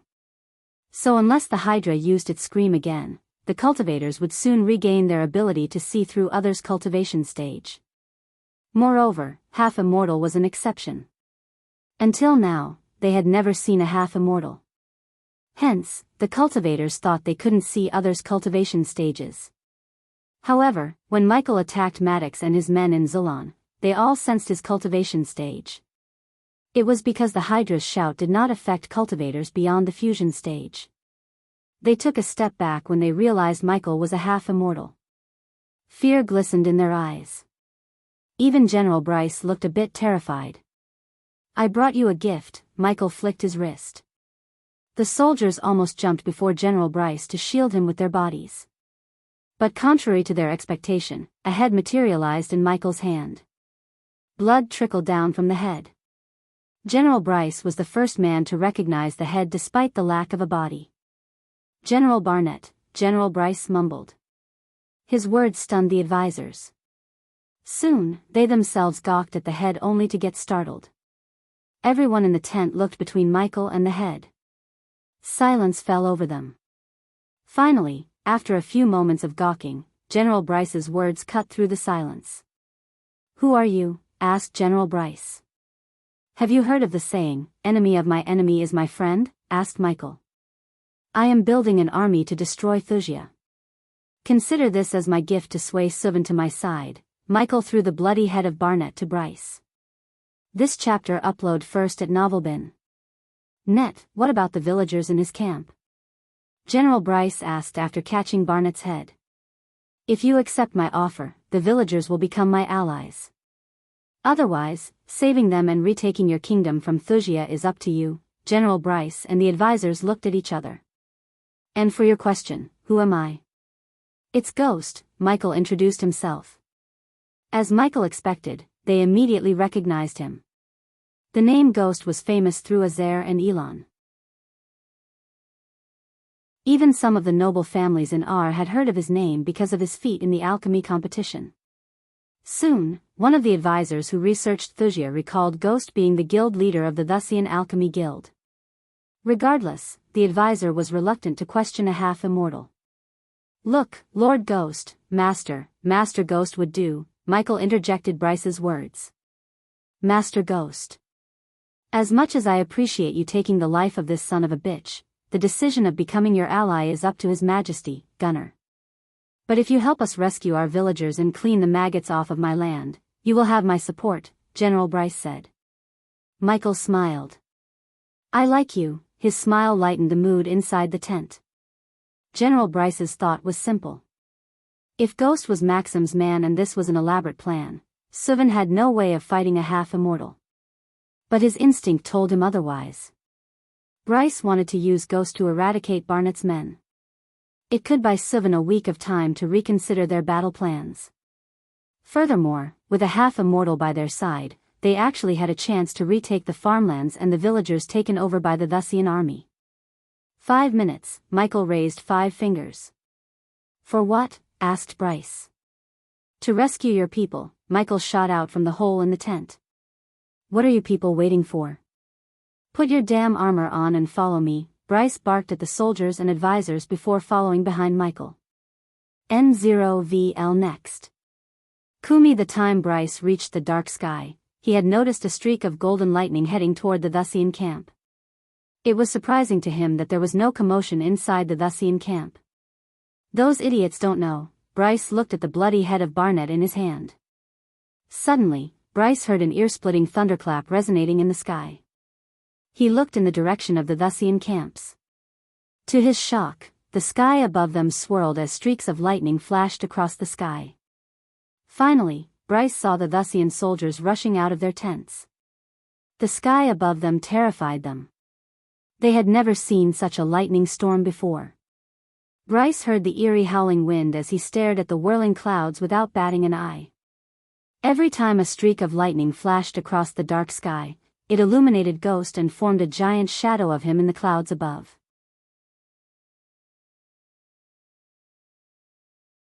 Chapter 696. Retaking the cities. The Thusian soldiers were in chaos seeing the scary sky above them. Some of them noticed Michael's figure hovering in the sky and began to shout at others.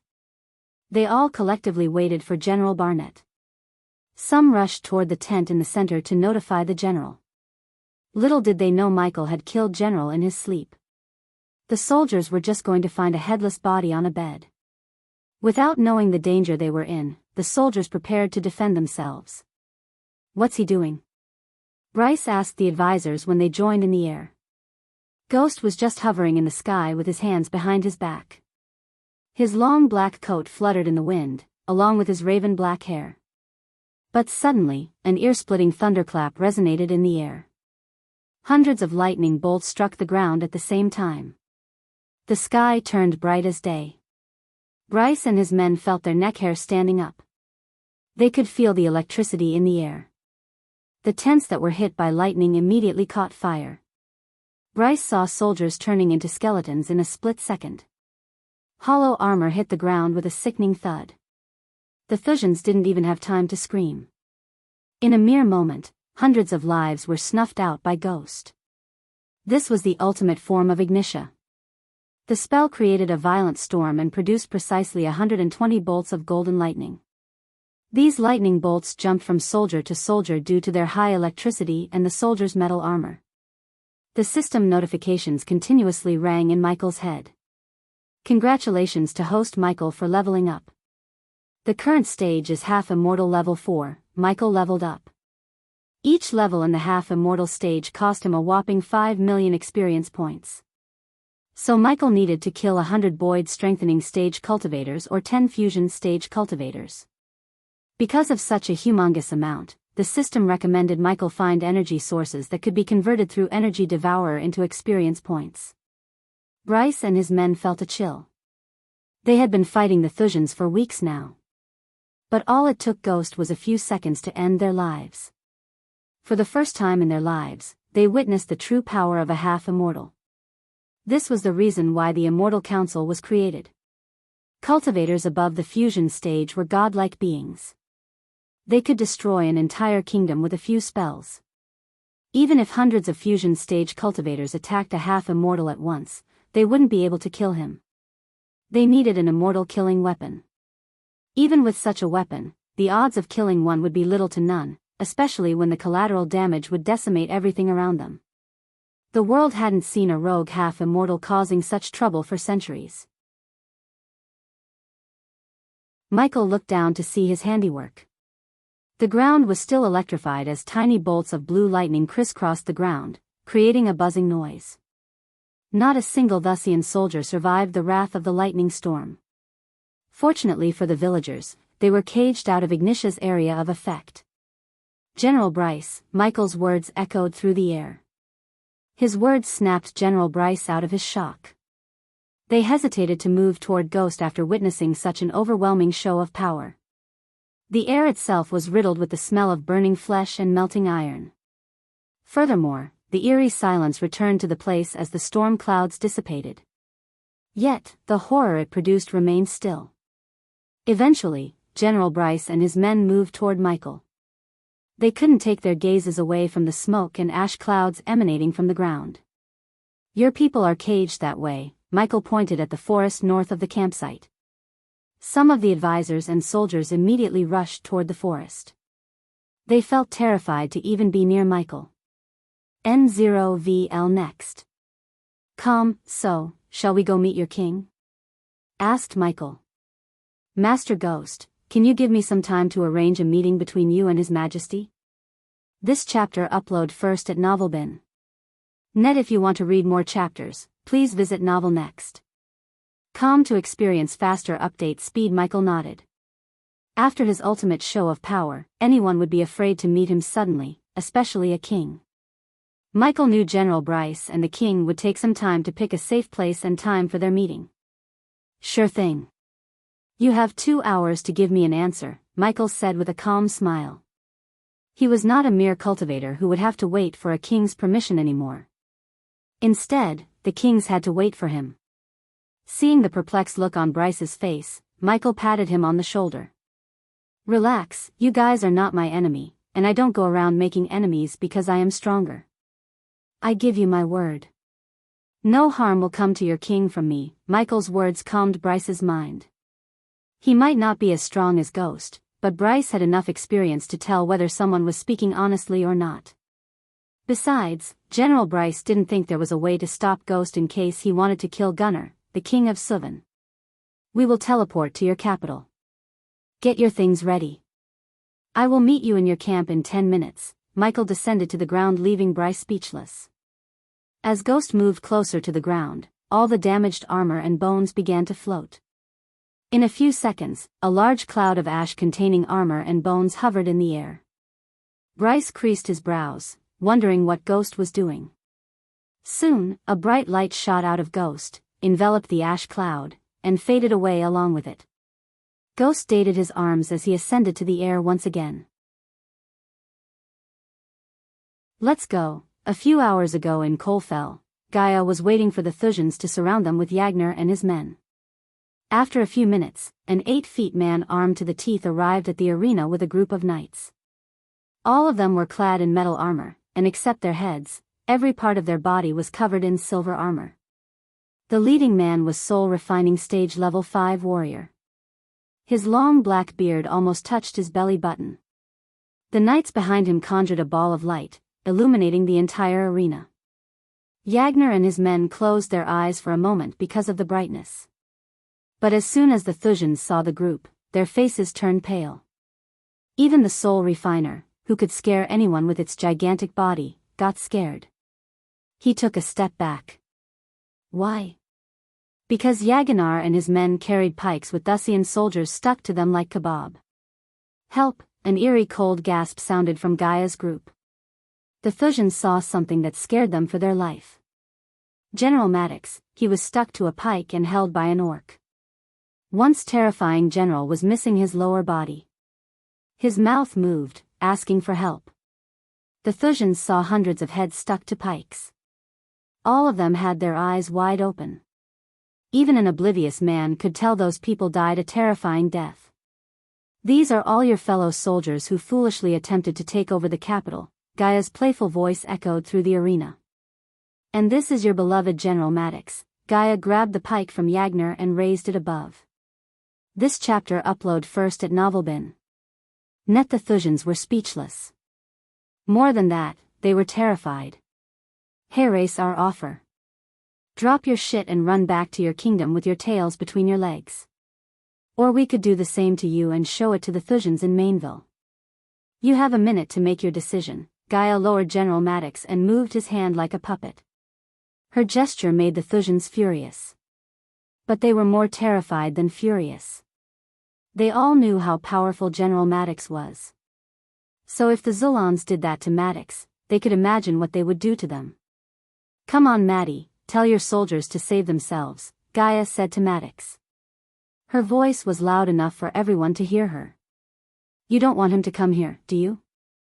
Maddox's eyes barely had the light of life. But when he was reminded of Michael, his eyes widened. Listen to her. Inform His Majesty. Avenge us, these words barely escaped Maddox's mouth. After all, Michael only gave him enough healing potion to keep him alive. Hearing those words, the Thujans were stunned. It was obvious to them the Zulans broke his spirit completely. Some couldn't even believe it was really their general. We will avenge you here, and now, General, the soul-refining stage captain growled. Yagner turned his head to see Gaia grinning as though she was expecting this. Gaia threw the pike to Yagner. The very next moment, a long wooden bow and a golden arrow materialized in her hand. Kill them all. The Thusian captain roared. He lunged at Yagner and his group. But his body suddenly exploded in the mid-air. Rain of blood poured over the Thujans. Everyone including Yagner and his men were startled. They couldn't tell what just happened. One moment the captain was in the middle and the next, he turned into a bloody mist. N0VL next. Koem Yagner jerked his head to the side. To his surprise, Gaia had her bow raised. She fired an arrow made of pure first energy at the soul-refining stage captain. She imbued 3 kinds of energy into one arrow: celestial energy, arch energy, and finally, the first energy. The combination of these energies were powerful enough to make a soul refinager explode like a watermelon. Nightmare, finish them all, her words broke the silence. The Thujans halted their steps. Suddenly, the area grew darker. Yagner looked up at the sky as he saw a shadow of a dragon above the dark clouds. Just like before, a stream of fire shot down through the clouds. The Thujans screamed in agony. Their armors melted like butter. But none of them could pinpoint where the fire was coming. This time, Yagner was sure. There was a dragon hovering above the clouds. He was sure of it. Although the Thujans were their enemies, seeing them burning to death made Yagner feel a bit of pity for them. The smell of burning flesh overwhelmed their nostrils. Gaia watched the burning Thujans with no expression on her face. She just turned her head to look at Yagner. Take the armors on the ground and kill anyone who escaped the fire. Kebab their bodies and prepare to march toward the next city.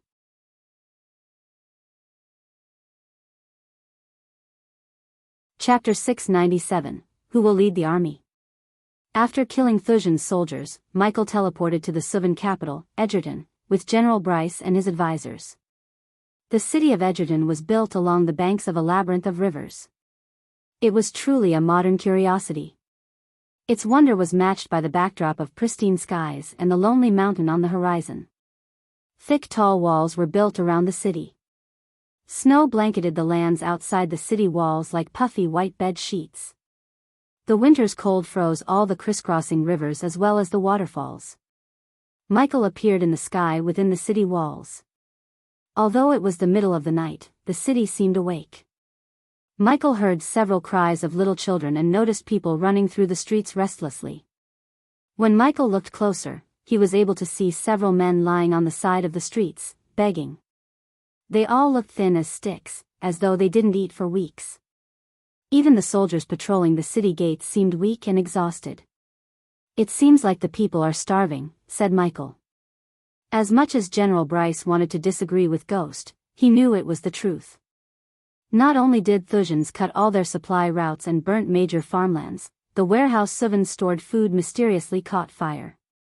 General Bryce knew it was the Thusian spies who started the fire in their granary and other warehouses. But they had no evidence to prove, and even if they had, there was no use. Michael decided to descend to the ground level. He conjured a bright ball of light as all the citizens in the streets looked up at the sky. Seeing a bright light descending toward them, many dropped to their knees, worshipping the light. They thought the Great One and Two had answered their prayers. Michael slowly hovered toward the town square. The people dropped everything they were doing and followed the light. "Why are you following me?" Michael turned around. "You go set up the meeting with your king." Michael chased away General Bryce and his advisors. Having no other choice, General Bryce and the others flew toward the castle. Meanwhile, Michael dimmed the light, revealing himself to the people. Those who worshipped the light stared at him with their jaws dropped. They were disappointed.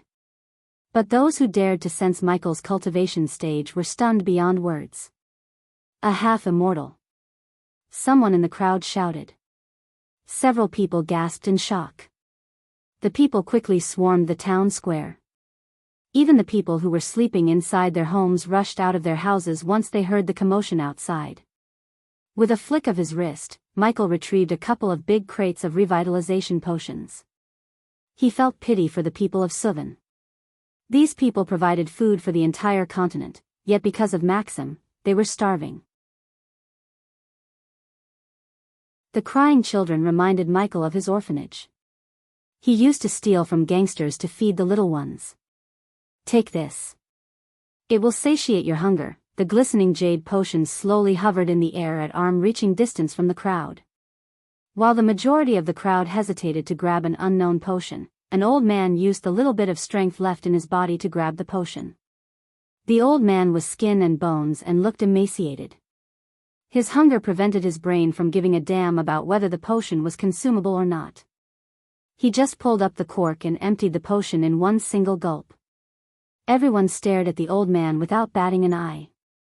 Under their gazes, the old man's wrinkly skin slowly began to glow. His eyes were filled with new vigor. The old man immediately dropped to his knees. He raised his hand toward Michael. "My lord, thank you." The old man banged his head against the ground. He was grateful beyond words. His words and gesture showed Michael how much hardships the old man had gone through.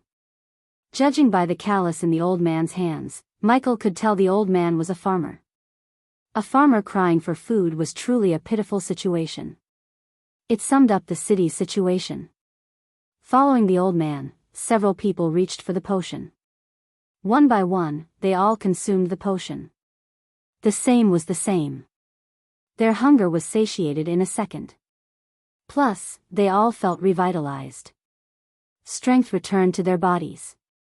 Finally, after weeks of going without eating, the people of Edgerton had something to fill their bellies. Smiles returned to their faces. "I offered your king to join my army to end Thuja's reign once and for all. Once he accepts it, everything will go back to the way it was." Michael's words echoed through the city. He turned around to leave the town hall. When he was about to fly away, the old man raised his voice. This chapter upload first at Novelbin. Net. If you want to read more chapters, please visit Novel Next. Com to experience faster update speed. My lord, please let us know your name, Ghost. Michael smiled at the old man before flying away from the area, leaving a streak of golden lightning. After exactly 2 hours, Michael headed toward the castle. As Michael expected, a group of people stood outside the castle to welcome Michael. The man leading the group was neither too tall nor too short. He had a medium physique, long shoulder-length brown hair, and a trimmed goatee. A golden crown decorated his head. His red silk robes were long enough to sweep the floor as he walked forward. He was accompanied by General Bryce and several knights armed to the teeth. They all bowed their heads when Michael's feet touched the ground. "Master Ghost, Novelbin, King Gunner." Michael firmly shook the king's hand before following the king into the castle. Humble braziers half encompassing each of the 6 ivory columns lit up the lower levels of the throne hall and bathed it in an orange glow. The illustrations of golden wheat fields on the bowed ceiling danced in the flickering light while marble icons looked down upon the oaken floor of this monumental hall. A cardinal rug ran from the throne down the center, looping back from both left and right while matching banners with ornate needlework covered parts of the walls. The chandeliers illuminated the portraits of previous kings and queens. As Michael walked with the king, the nobles standing in the throne hall stared at Michael with amazed looks on their faces. The young girls didn't even blink as they all desired a husband like him. Silence swept across the throne hall.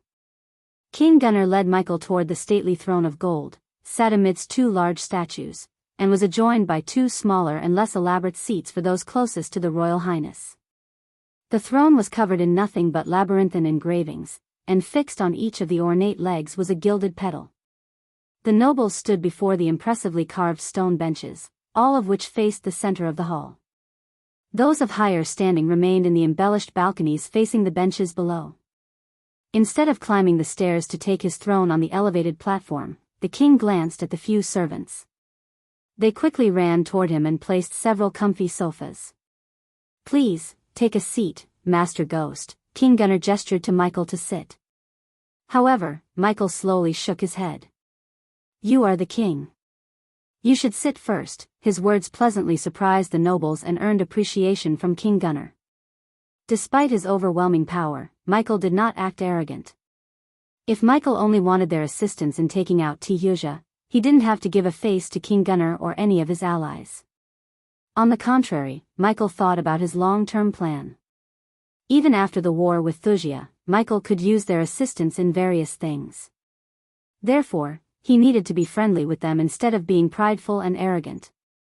For example, Suvan could provide produce for his restaurants. In contrast, Zulan could provide him with rare ores to forge weapons and armor for Michael's personal army. Simply put, Michael and Maxim Barnes wanted the same from these kingdoms. But Maxim intended to covet the resources for free through war, whereas Michael planned to use friendly relationships to get what he wanted. Michael leaned back on the sofa, waiting for Gunnar to start the conversation. He was surprised to see the nobles around him. He thought Gunnar would prefer a private conversation. "I have to thank you for saving the villagers, Master Ghost," King Gunnar said. This chapter upload first at Novelbin. Net, they were the lucky ones, King Gunnar. There are so many people being affected by Wuxia every single day. We both know that, King Gunnar, and the advisors nodded. "I heard what you asked of us from General Bryce. I am not going to waste both our time by beating around the bush, Master Ghost. Every second we waste talking is 1 life lost. But I have 2 questions that I need an answer to." "Ask away," said Michael. "What's the reason for your hatred toward Wuxia?" Michael expected this question. He just smiled. "Let's just say what Maxim Barnes did to you is just a fraction of what he did to my people and me." Ghost's eyes glimmered with rage, but his voice had a tinge of sorrow. King Gunnar did not poke into the matter any further. All it mattered was that he believed Ghost. The pain in his eyes was real. "Here's my next question. If I give you the Suvan army, will you let General Bryce lead the men?" Instead of answering King Gunnar, Michael turned his gaze toward General Bryce. "General Bryce, if I order you to cut Thusian soldiers' heads, stick them in pikes and parade them throughout the occupied cities, will you do it without any hesitation?" Michael's question surprised everyone in the hall. General Bryce couldn't answer his question right away because he wouldn't do that. "This is why you are not going to lead the army. We are fighting against Maxim Barnes, who will use every dirty tactic there is. Fighting him with honor will only get you and your loved ones killed. But, at the same time, I cannot and won't ask you to change your life codes for me." Michael paused for a moment, letting his words sink into their heads. "May I know who will lead the army then?" "My fiancée." Gunnar was surprised by Michael's answer. "In fact, she is doing what I asked General Bryce as we speak in Zulan. When the sun rises tomorrow, Zulan will be a free nation once again."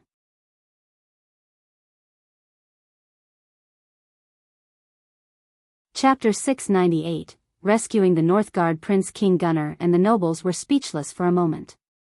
Having no other choice and seeing no other alternatives, King Gunnar and General Bryce nodded their heads. Following their agreement, the trio began to discuss the status of Northgard, a kingdom that fell into Thuja's hands. I still have some contacts within Northgard. The prince has been leading the rebels since Thuja conquered them, said Gunnar. I am glad they still have a fight in them. Do you have a way to meet the prince? To Michael's surprise, King Gunnar sighed. Yesterday, I received a report from my spies that the Thujans captured the prince and the core members of the rebellion. They are getting transported to Andover, Northgard's capital, said Gunnar. They will be executed in front of the citizens when the sun rises tomorrow, said General Bryce. He felt pity for the prince. He lost his entire family to the Thuja. Still, he managed to lead a rebellion, hoping one day they would chase away the invaders. But everything was going to end unless Ghost wanted to save the prince. Judging by the look on Ghost's face, both Gunnar and Bryce could tell them he was thinking about rescuing the prince. Although the prince had no big army to help Ghost, the prince was a powerful fighter and ally to have their side. I assume you know the route they are using to transport the prince and his men, said Michael. As Michael expected, General Bryce nodded. General Bryce clapped his hands as a soldier rushed into the throne hall. General Bryce, the soldier bowed. Bring me the green parchment on my table. The soldier quickly ran into the door in the corner to bring the parchment. Michael was surprised that everything was so open. The nobles were staring at them without batting an eye. If there were a Thusian spy among them, the spy would inform everything to Maxim Barnes. Fortunately, Michael did not give a damn about spies. Overwhelming power could always beat strategies. When the soldier returned, General Bryce opened the parchment. Michael saw the map of Northgard. The majority of the kingdom was lush forests and rivers. Michael wondered why Maxim Barnes targeted Northgard because he always coveted a natural resource in a kingdom that he waged war against. Zulon was a metal-rich kingdom, while Suvan was the breadbasket of the Azer continent. Instead of guessing it himself, Michael questioned King Gunnar. Why did Maxim Barnes target Northgard? What do they have in abundance? Asked Michael. Nov LB, in. Com, that's the same question we had. Maxim Barnes always has something in his mind. Northgard didn't specialize in anything. They are just a regular kingdom. It has many water resources, but I don't think that's something Maxim Barnes is interested in. He has plenty of lakes and waters in Ithilin. Speaking of Ithilin, what is the state of the mind of Ithilin natives? Asked Michael. Ithilin fell to Thuja first. King Maxim Barnes turned this kingdom into the new Thuja. It was a bold and unheard move of Maxim Barnes. No king had ever sold his kingdom and relocated it to another place, let alone a continent. The reason, however, simple: the cosmic stream was in Ithilin. Even Ithilin people had no idea they were sitting on an energy source that could change the fate of the world. This chapter upload first at Novelbin. Net. If you want to read more chapters, please visit Novel Next. Com. To experience faster update speed. For the first few months, those people struggled against the new authority. But Maxim won over the people. He managed to develop the kingdom out of bones. As much as I hate him, he turned a once poor kingdom into one of the richest in the world. So naturally, people began to accept him as their king, said Gunnar. I heard they even throw parades showing their joy. So don't count on the people or army of Ithilin to fight against Maxim. There is no Ithilin anymore. Michael couldn't disagree with General Bryce. Of course, Maxim Barnes would keep the Ithilin people happy. In fact, he would develop every kingdom under his rule and make them a superpower. That was the reason why Michael was building an army quickly. He wanted to get rid of Thuja before the people accepted Maxim Barnes as their ruler. Even if he was the half-immortal, fighting the people of 4 kingdoms would be a headache. Now, back to the topic of Northgard. It's highly likely Maxim Barnes knows something we don't, said Gunnar. That's why we are going to rescue the prince, said Michael.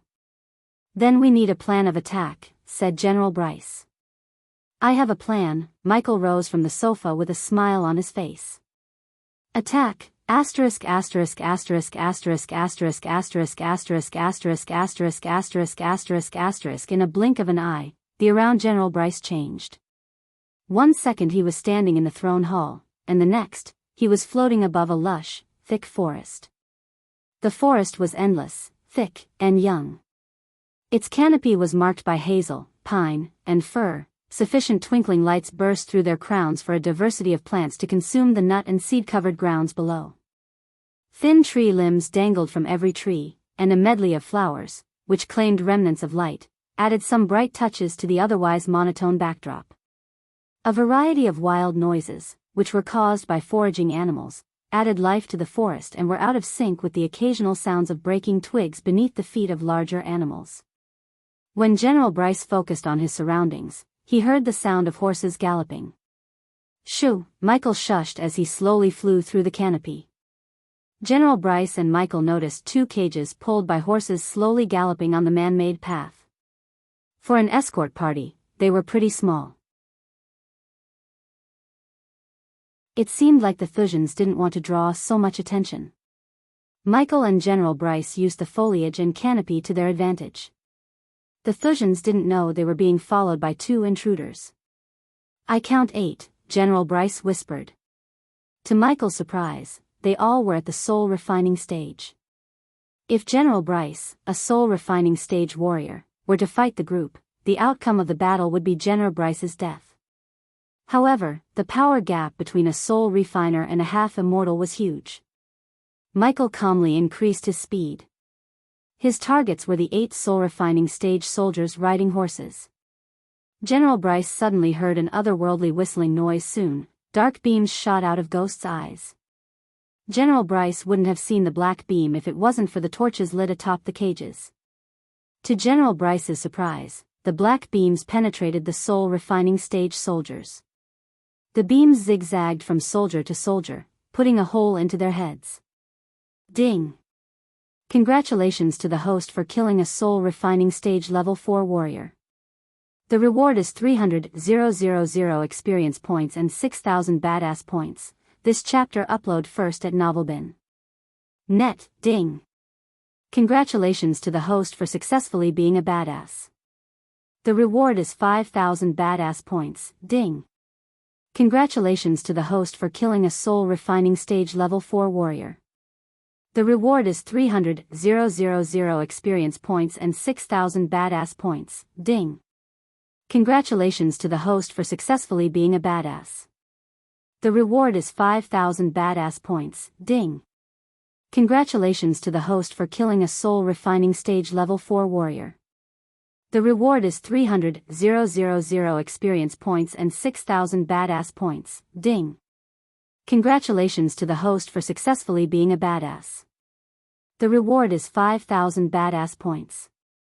Michael ignored the system word sound in his head. The soldiers fell off the horses with a thud. They didn't even have time to shout. Instead, their horses neighed loudly. The horses were terrified. General Bryce saw several tiny bolts of lightning shooting out of Ghost's fingers, hitting the chains connecting the horses to the cages. When Michael's feet touched the ground, he noticed several figures inside the cages mumbling. Their heads were covered by a black cloth, while their hands and legs were shackled by metal chains. "Prince Devarius, are you inside the cage?" asked General Bryce. They counted 10 hostages inside the cages. Each cage contained 5 prisoners. Michael heard a loud mumbling from one of the cages. He walked toward it to see one of the prisoners shaking their metal chains frantically. Michi sent a bolt of lightning to the metal lock on the cage. Sparks flew as the lock exploded into bits and pieces. General Bryce quickly opened the cage. Yet again, Michael fired the dark beams. This time, it traveled through the chains around the prisoners. Finally, General Bryce helped the prisoners out of their cages. "Prince Devarius, it's General Bryce. We got you." General Bryce removed the black cloth on one of the prisoners' heads, revealing a dark-skinned man with a thick bushy beard. A cloth wrapped around his mouth underneath the cloak to prevent him from screaming. Prince Davarius stared at Michael and General Bryce in shock. Prince Davarius was a few inches taller than Michael. His body was riddled with scars. No one would tell this man was a prince by the looks of him. "I didn't think you would come to save us," Prince Davarius said in a thick accent. He looked around at the Thusian bodies before spitting on the ground. To this moment, Davarius did not try to see through Michael's cultivation level. "Who is he?" Davarius looked at Michael. "That's Master Ghost. Our ally and the one who just saved you," said General Bryce.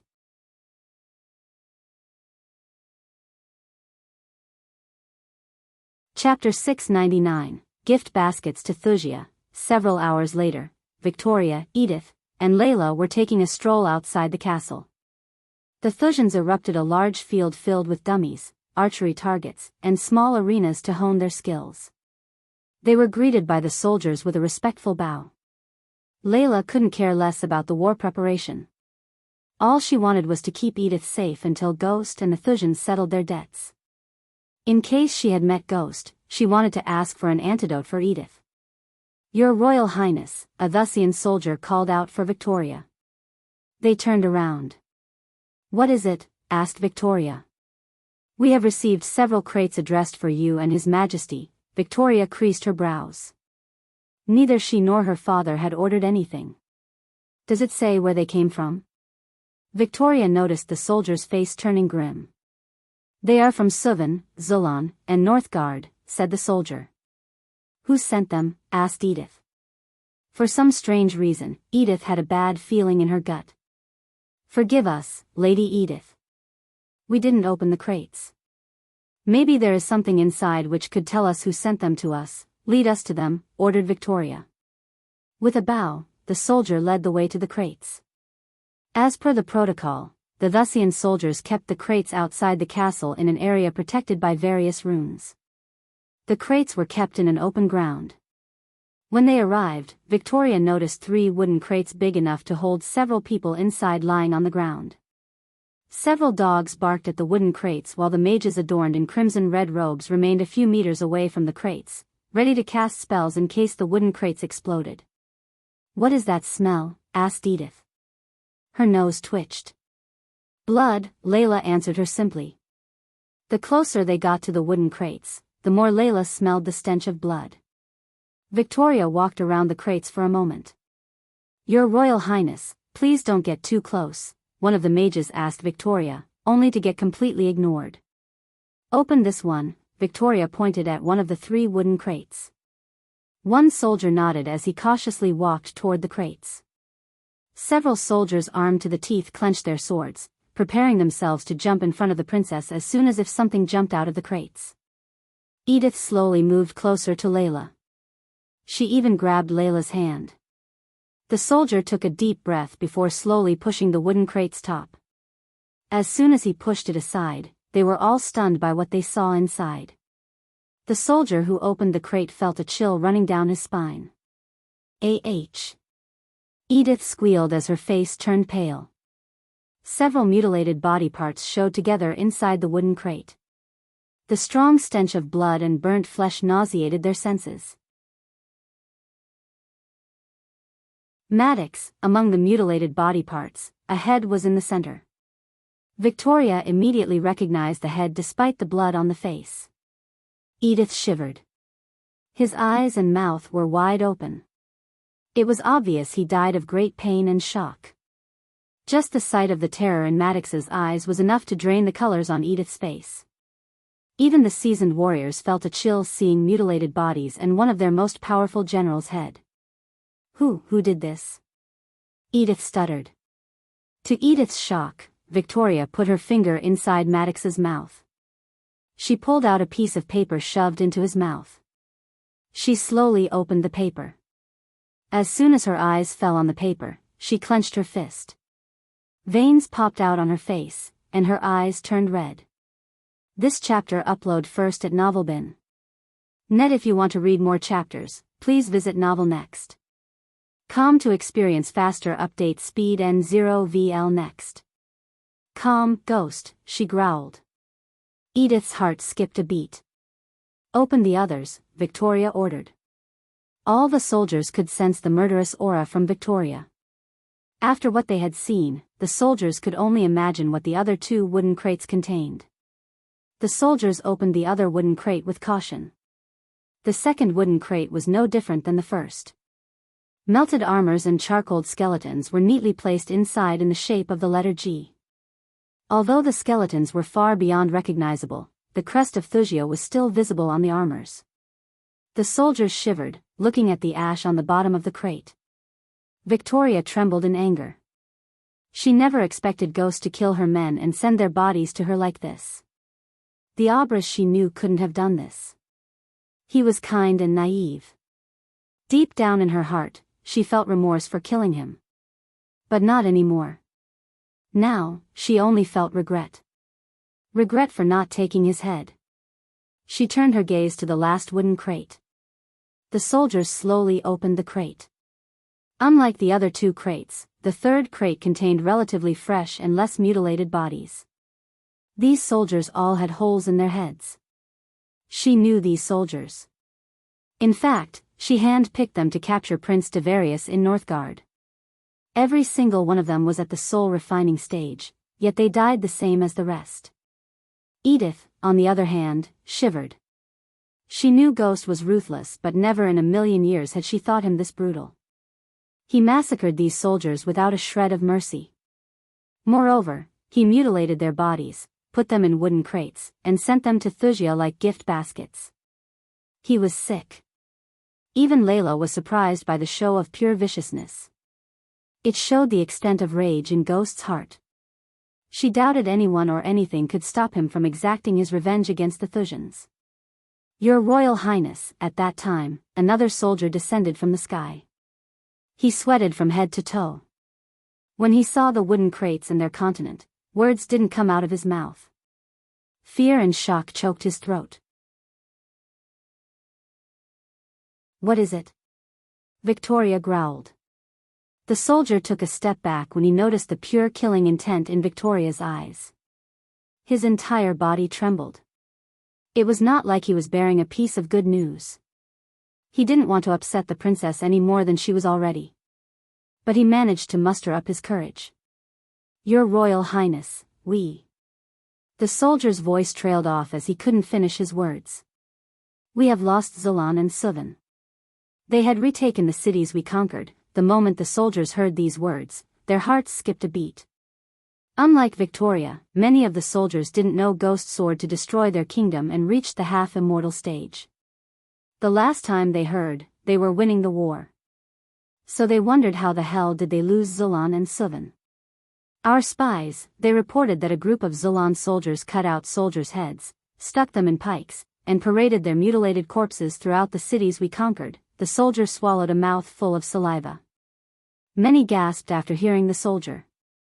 "They also said the sky itself rained down fire upon our men," the soldier stuttered. "Your Royal Highness. Say the word, we will retake those cities in a few days." A loyal soldier stepped forward. After seeing his comrades' mutilated bodies, he wanted to avenge them. Not only him but many shared the same thought. They all stepped forward despite the show of terror. "Fools," Layla snickered inside. Suppose they met Ghost, he would kill them in a heartbeat. They stood no chance against a half-immortal. To be honest, Layla didn't think anyone in Thusia could defeat Ghost unless King Maxim Barnes still had something up his sleeves. "No," Victoria snarled. "Tell the entire kingdom Ghost, our former leader of the Thusian Alchemy Guild, has waged war against Thusia. Show our people what he did to our men." It was a fine move by Victoria. Once the people had seen the brutality of Ghost, the people would brand Ghost as evil who must be gotten rid of. They would offer their undying support to the soldiers, and this would boost the army's morale by bounds. Many youngsters would sign up for the military to fight Ghost. If Ghost wanted a war, she would give him one. Ghost?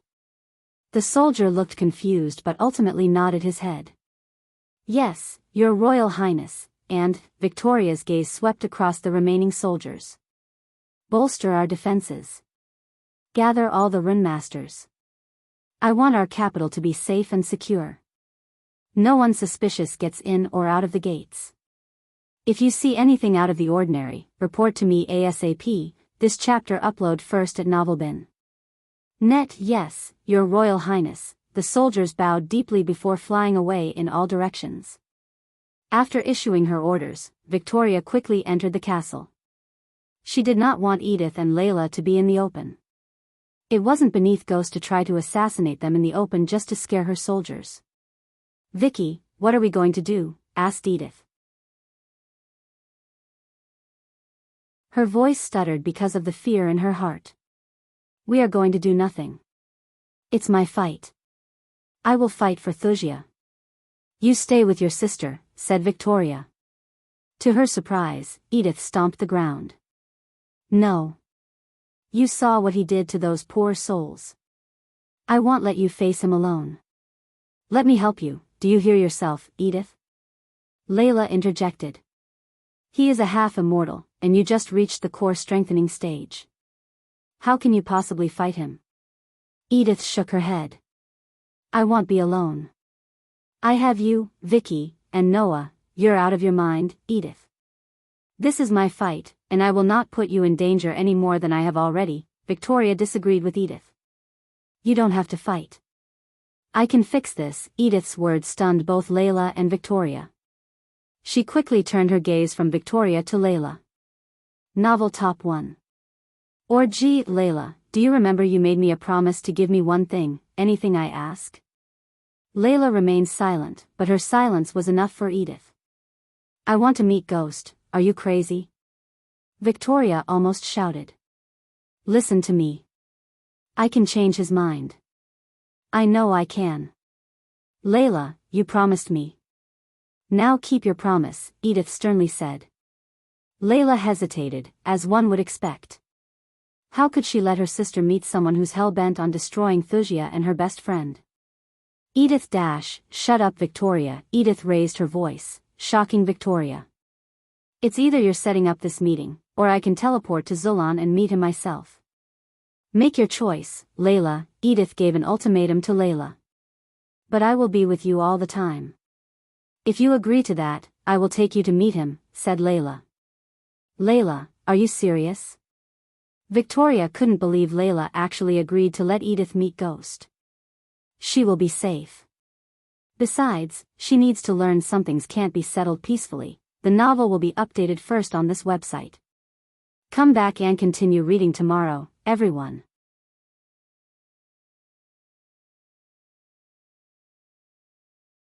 Chapter 700, Plan of Attack. As the sun's rays cast an orange hue on the room through the golden curtains, Michael and all of his allies gathered in Zulon around an oak table. They had the map of Ithilin on the table to plan their offense. With a half-immortal by their side, for the first time, they all felt confident about defeating Thusia once and for all. We have 4 cities in Ithilin, Yagner pointed at the map. All of them were turned into dukedoms by King Maxim. Golden Port, Diamond Valley, Valeria, and the capital, which is now called New Thusia. Yagner pointed at the 4 cities of Thusia to everyone. Michael studied the map carefully. Being a half-immortal didn't mean he could rush into battle half-assed. Just like ever, he planned his actions carefully. Looking at the map, Michael realized why Maxim Barnes picked Ithilin as his new kingdom. Ithilin was a large island near the mainland. The only way to reach Ithilin was the bridge between Northgard and Ithilin. Hence, why Maxim conquered Northgard immediately after conquering Ithilin. The kingdom was like nature's favorite child. Various mountains, lush forests, and treacherous swamp lands riddled the kingdom. To reach the capital, they had to go through everything.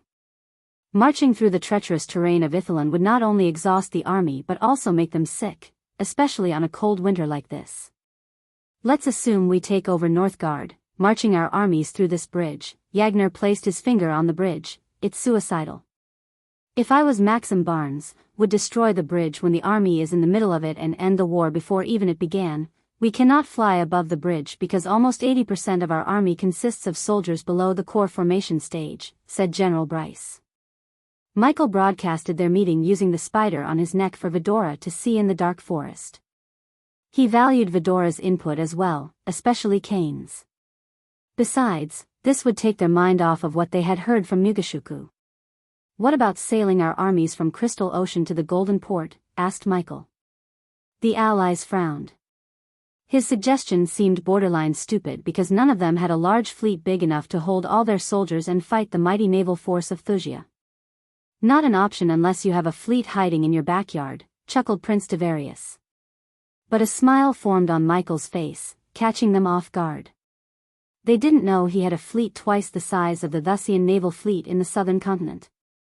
Unfortunately, the Guardian Guild knew the fleet belonged to the Dark Lord. Using this fleet would put Ghost closer to the Dark Lord. Many might think Ghost was an underling of the Dark Lord. A few hours ago, Michael was in his room in the dark forest. Vidora and Nightmare slept peacefully between him and Gaia. Unlike them, Michael was awake. He couldn't sleep. My lord, suddenly, he heard the voice of Azazel. Lady Arya has some valuable information she needs to tell you. They'll be there. Michael placed a gentle kiss on Gaia's forehead before rising up from the bed. Since Gaia had to lead an army soon, Michael ordered her to get some rest. Her body and mind need to be fully rested so she can lead the army to victory. Michael put on his dark armor before leaving the room for the surveillance room. My lord, Michael saw Arya kneeling down in the mirror. He placed her in Ithilien, right under Maxim's nose, to spy on him. Without Arya's skills, he couldn't have put the blood tonic in Valeria's body.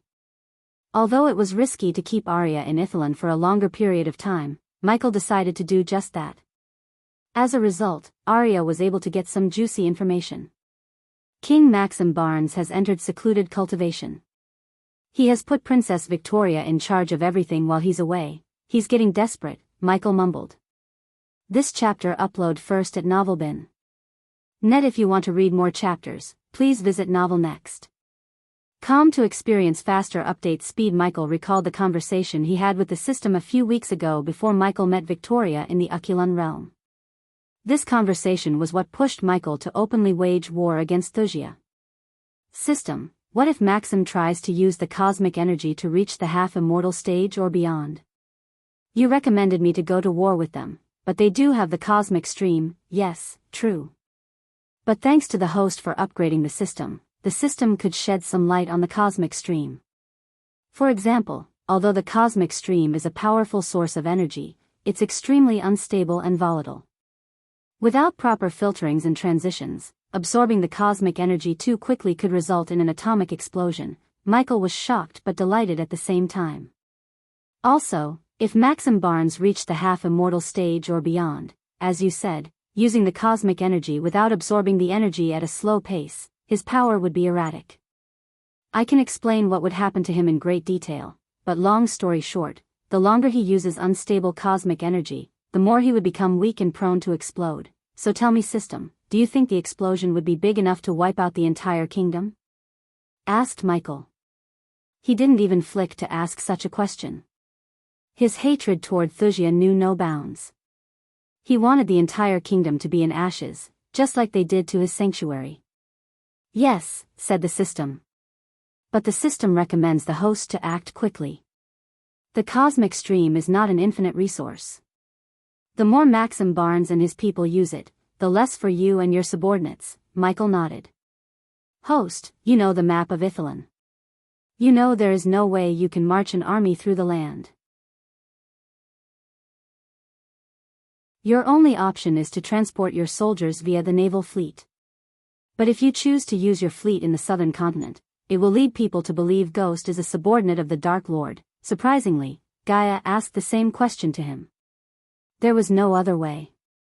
If Michael himself fought the Thusian army without allies, he would be exhausted. Michael doubted Maxim wouldn't capitalize on this opportunity. At that time, Maxim Barnes would bombard him with attacks. The worst-case scenario would be Michael barely escaping Thusia alive. The best-case scenario would be Michael somehow killing Maxim Barnes. Either way, the revenge plot wouldn't go as he wanted it to. Sometimes, we have to take risks. I believe this is my time, said Michael. Ever since he first became Lucifer, he had a feeling that one day, his identity would be exposed. Living two different lives was never an easy thing to do. For some reason, he deep down felt continuing to live two lives would only make both of his lives harder. It took a toll on his mind. As a result, Michael felt his mind wasn't functioning to its full potential. This war might finally end the life of Ghost and start the life of the Dark Lord. As a matter of fact, I know someone who has, said Michael. Really? Yagner was pleasantly surprised as Prince Devarius became excited. With a large fleet, there opened many possibilities for reaching Thusia. The best one was to go through the Golden Port. May we ask you who and where they have this fleet? Asked General Bryce. You don't have to worry about that. Tell me, how many ships are in the Thusian naval army? 1,500, give or take, said Prince Devarius. How many galleons, frigates, and man-o'-wars? Asked Michael. We don't know the exact number, but our spies saw 12 man-o'-wars among the fleet, said General Bryce. It was indeed a terrifying number of ships. But, thanks to Quarry and the fleet of pirate lords, Michael had almost 2,500 ships. This chapter upload first at Novelbin. Net, I can muster 2,000 ships. Once again, Michael's words startled them. The way he said it was so simple, as though it wasn't a big deal for him. But throwing them against the Thusian naval army will be a waste. At best, we will have a few hundred ships stay afloat, and at worst, it would be a stalemate. No, we need to tilt the balance to our side somehow. I have to agree with her, Prince Devarius sighed. He might be hot-blooded, but he wasn't stupid. Everyone in the room knew being at stalemate was just as losing when it came to Maxim Barnes, who seemed to have several trump cards up his sleeves. Where do they keep all these ships? If we can launch an air assault and destroy these ships, we can really hurt them, said Gaia. That's where the problem is. No one knows where he keeps all those ships. It's a fucking mystery, Devarius let out a frustrated sigh.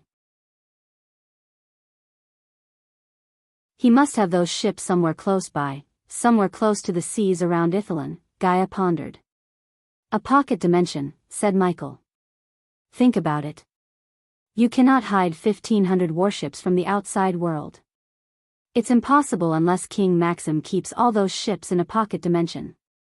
When he needs them, he could summon them. Ghost's words made sense to them, yet at the same time, they made them sulk. The reach and resources of Maxim Barnes terrified them. How do we know this for sure? Asked Prince Devarius. We launch a phony naval attack on Golden Port. The ships must come and go somewhere. We monitor the ships, place a spy and get the location of these ships, said Gaia. In 3 days, we will attack the Golden Port. I assume you can get a small fleet by then. Michael nodded at General Bryce.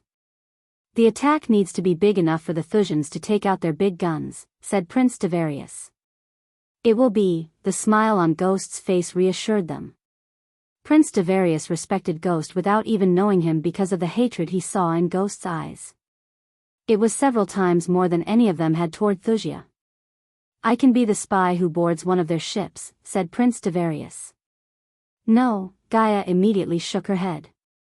I need you to lead Northgard soldiers. They need to see their leader on the ground with them. Plus, we cannot afford to lose you. She is right, Yagner and General Bryce agreed with Gaia. Then who is going? Asked Prince Devarius. We each send one of our own. The more, the merrier, said Michael. The novel will be updated first on this website. Come back and continue reading tomorrow, everyone.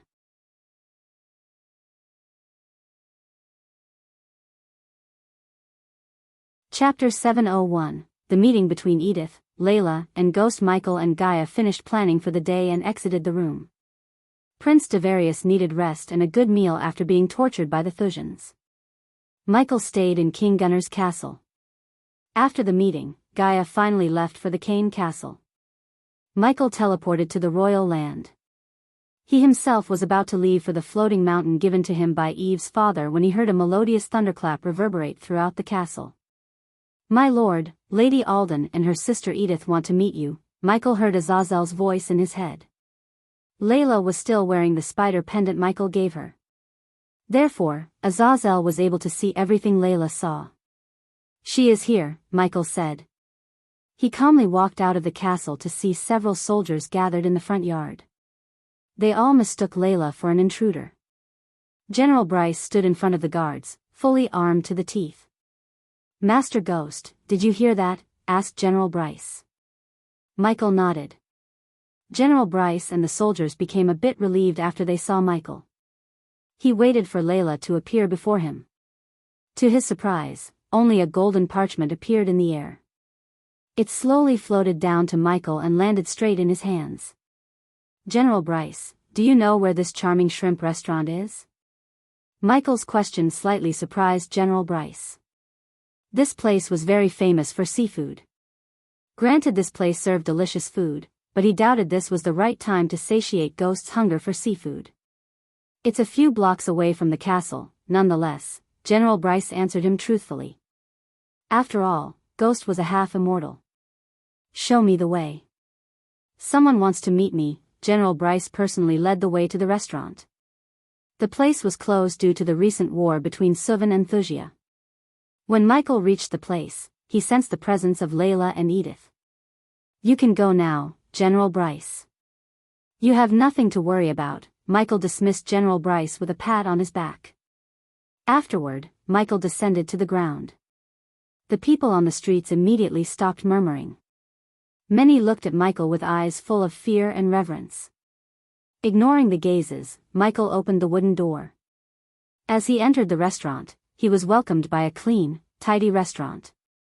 The place was nothing like Hades in terms of grandeur. It had several round oak tables clothed in white sheets. The chairs looked comfy enough.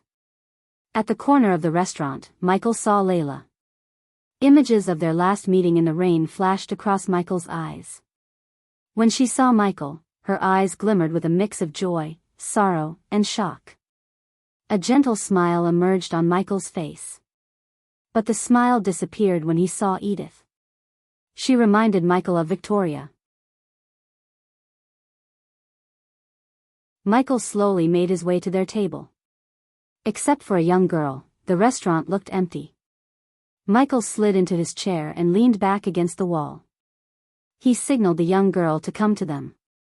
"Just hot water for me," said Michael. "Nothing for us, thank you." Edith dismissed the girl.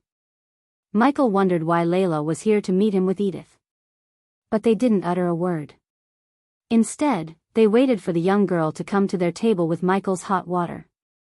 Michael noticed Edith glancing at him with mixed emotions. Fear and anger glimmered in her eyes.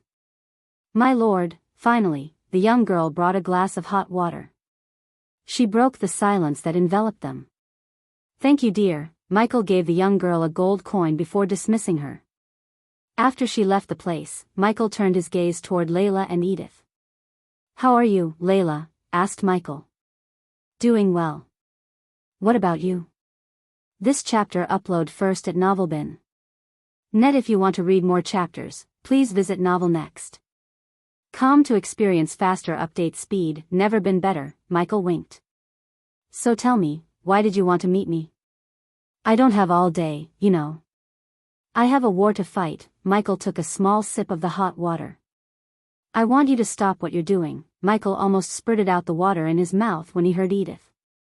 "Excuse me." Michael placed the glass down with an amused smile. "I want you to stop killing Thusians," said Edith. Michael glanced at Layla for a moment. Judging by the look on her face, this wasn't her idea. That was sure. Layla even looked a bit embarrassed of Edith's naivety. "So it's okay for the Thusians to kill the soldiers of Zulon, Suvan, and Northgard?" Michael tilted his head. "No.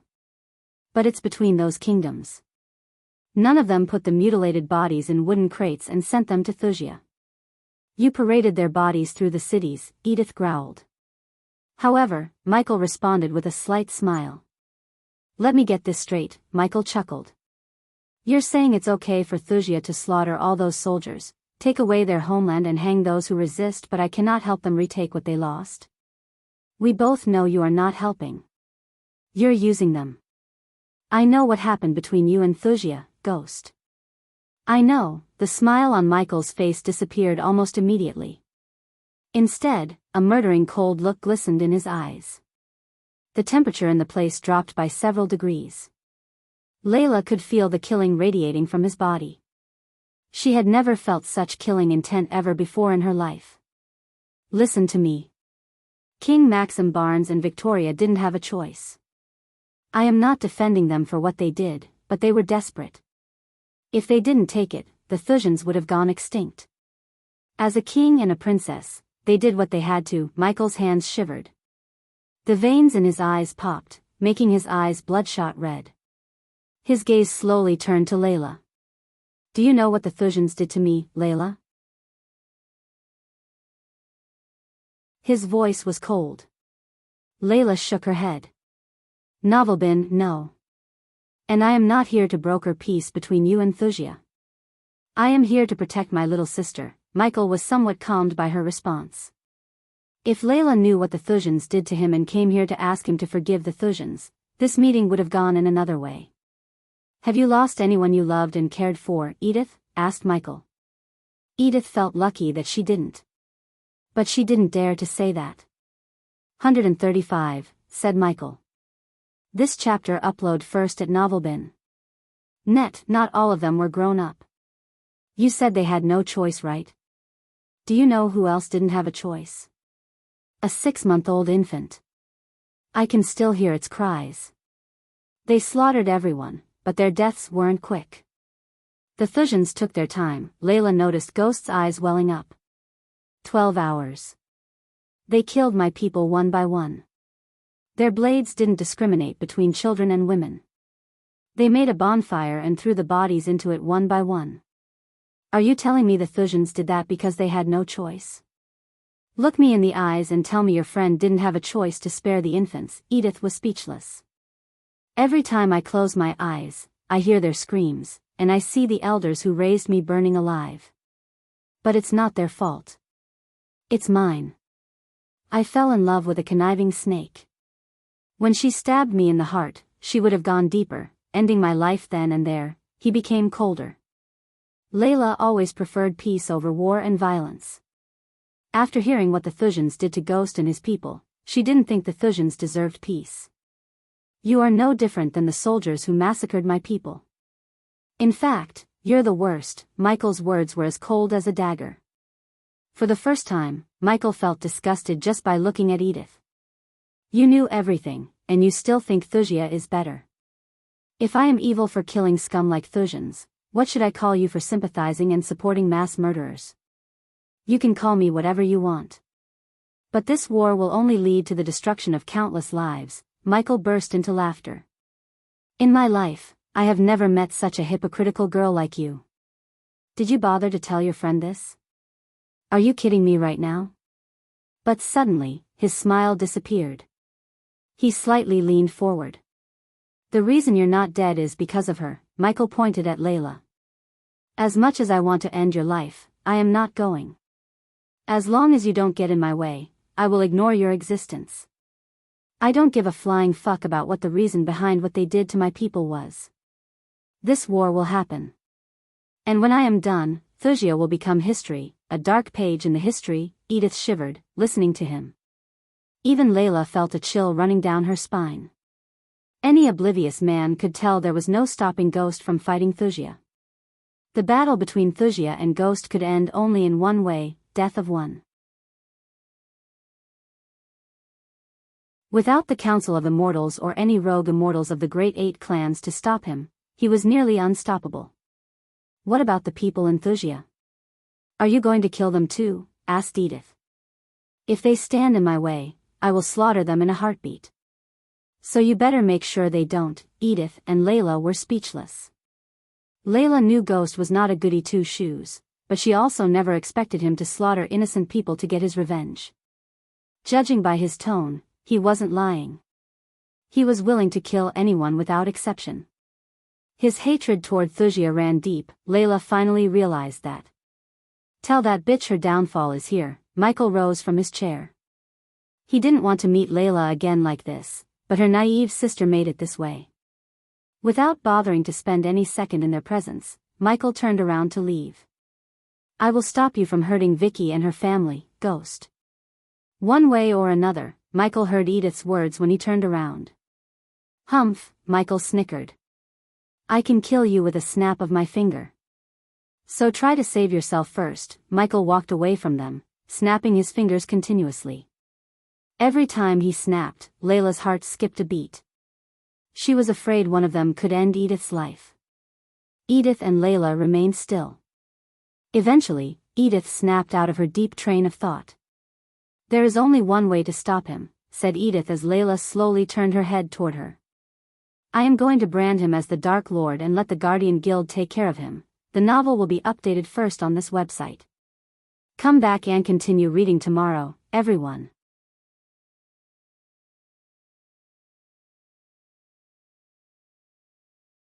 Chapter 702, Let Go of Ghost and Become the Dark Lord. Michael used the runic teleportation to reach Big Bertha, anchored in the southern continent ocean. When he appeared in the captain's cabin, he was welcomed by Corey and Ellider. Are the ships ready? Asked Michael. Since he was in his Dark Lord persona, his voice was thick and demonic. Yes, my lord, Corey bowed. Michael quickly flicked his wrist as several golden scrolls appeared on the table between them. Give them to the crew. After launching an attack on the port, they should immediately use these scrolls to get the hell out of there. They will sink their ships, said Michael. He didn't want the pirate crew to lose their lives unnecessarily. That was the reason he spent badass points to buy teleportation scrolls for them. However, the same couldn't be said for the ships. They had to be sunk. 10 ships, waiting for your orders, my lord. But I still don't understand how we are going to sail to Azair in a few days. It'd take at least 4 months to reach there. That's if the wind was on our side. Corey furrowed her brows. Michael turned his gaze toward Ellider. With another flick, he retrieved another parchment. Unlike the teleportation scrolls, the scroll in Michael's hand was sky blue. It glistened in the candle lights. I think you can create this array. Michael tossed the parchment to Ellider. When the dark elf opened the scroll, he was stunned. His eyes glistened with surprise. This is... Ellider's voice trailed off. Follow the steps and create the array. It's only one way, so it shouldn't be too difficult for you. Ellider was still in shock. He had never seen such an elegant array design in his life.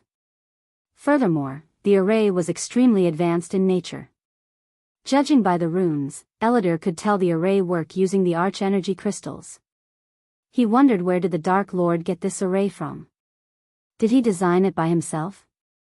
Ellider asked himself. The Dark Lord was a terrifying existence. In a short amount of time, he had seen the Dark Lord perform several miracle-like feats. Give me a day, and it'll be ready, Ellider finally said. Corey, put your most loyal men. I don't want any of them to breathe a damn word about this. After teleporting from the ships, this attack didn't happen. Got it? Yes, my lord, Corey bowed before leaving the room. After she left the room, Michael removed his mask, revealing his real face. Sit, Michael gestured at Ellider to take the seat before him. Seeing the grave look on his face, Ellider sat before him. He could tell the Dark Lord was going to ask him something. Sometimes, Ellider felt pity for the Dark Lord. With his talents, he could have lived a lavish life to the fullest. Yet because of the Sky Hall and a prophecy, the Dark Lord had lost everything. The weight on the Dark Lord's shoulder was tremendous. Anyone else would have been broken by the pressure but not him. What is it? Asked Ellider. That obvious, huh? Michael let out a tired smile. Ellider nodded. Anyone could tell he was worried by the look in his eyes. Do you think letting go Ghost, and embracing the Dark Lord completely is a good move? Ellider took a deep breath. He took several long moments to think about it. Silence fell over the room. Yes, finally, after long deep pondering, Ellider nodded. This chapter upload first at Novelbin. Net. If you want to read more chapters, please visit Novel Next. To experience faster update speed, sooner or later, you have to accept who you truly are, my lord. You are not mortal Ghost. You're a god. You are the Dark Lord. The prophecy cannot dictate what you do, you can change it. But you cannot change who you are. The sooner you fully embrace the real you, the better. After all, living two lives and keeping your identities separated is taking a toll on you. I can see that, explained Elidar. I have a feeling this war is going to reveal who I am to the outside world, then it's going to happen, my lord. As I said, you're God. So it's only natural you possess some kind of ability to foresee the future, Michael nodded.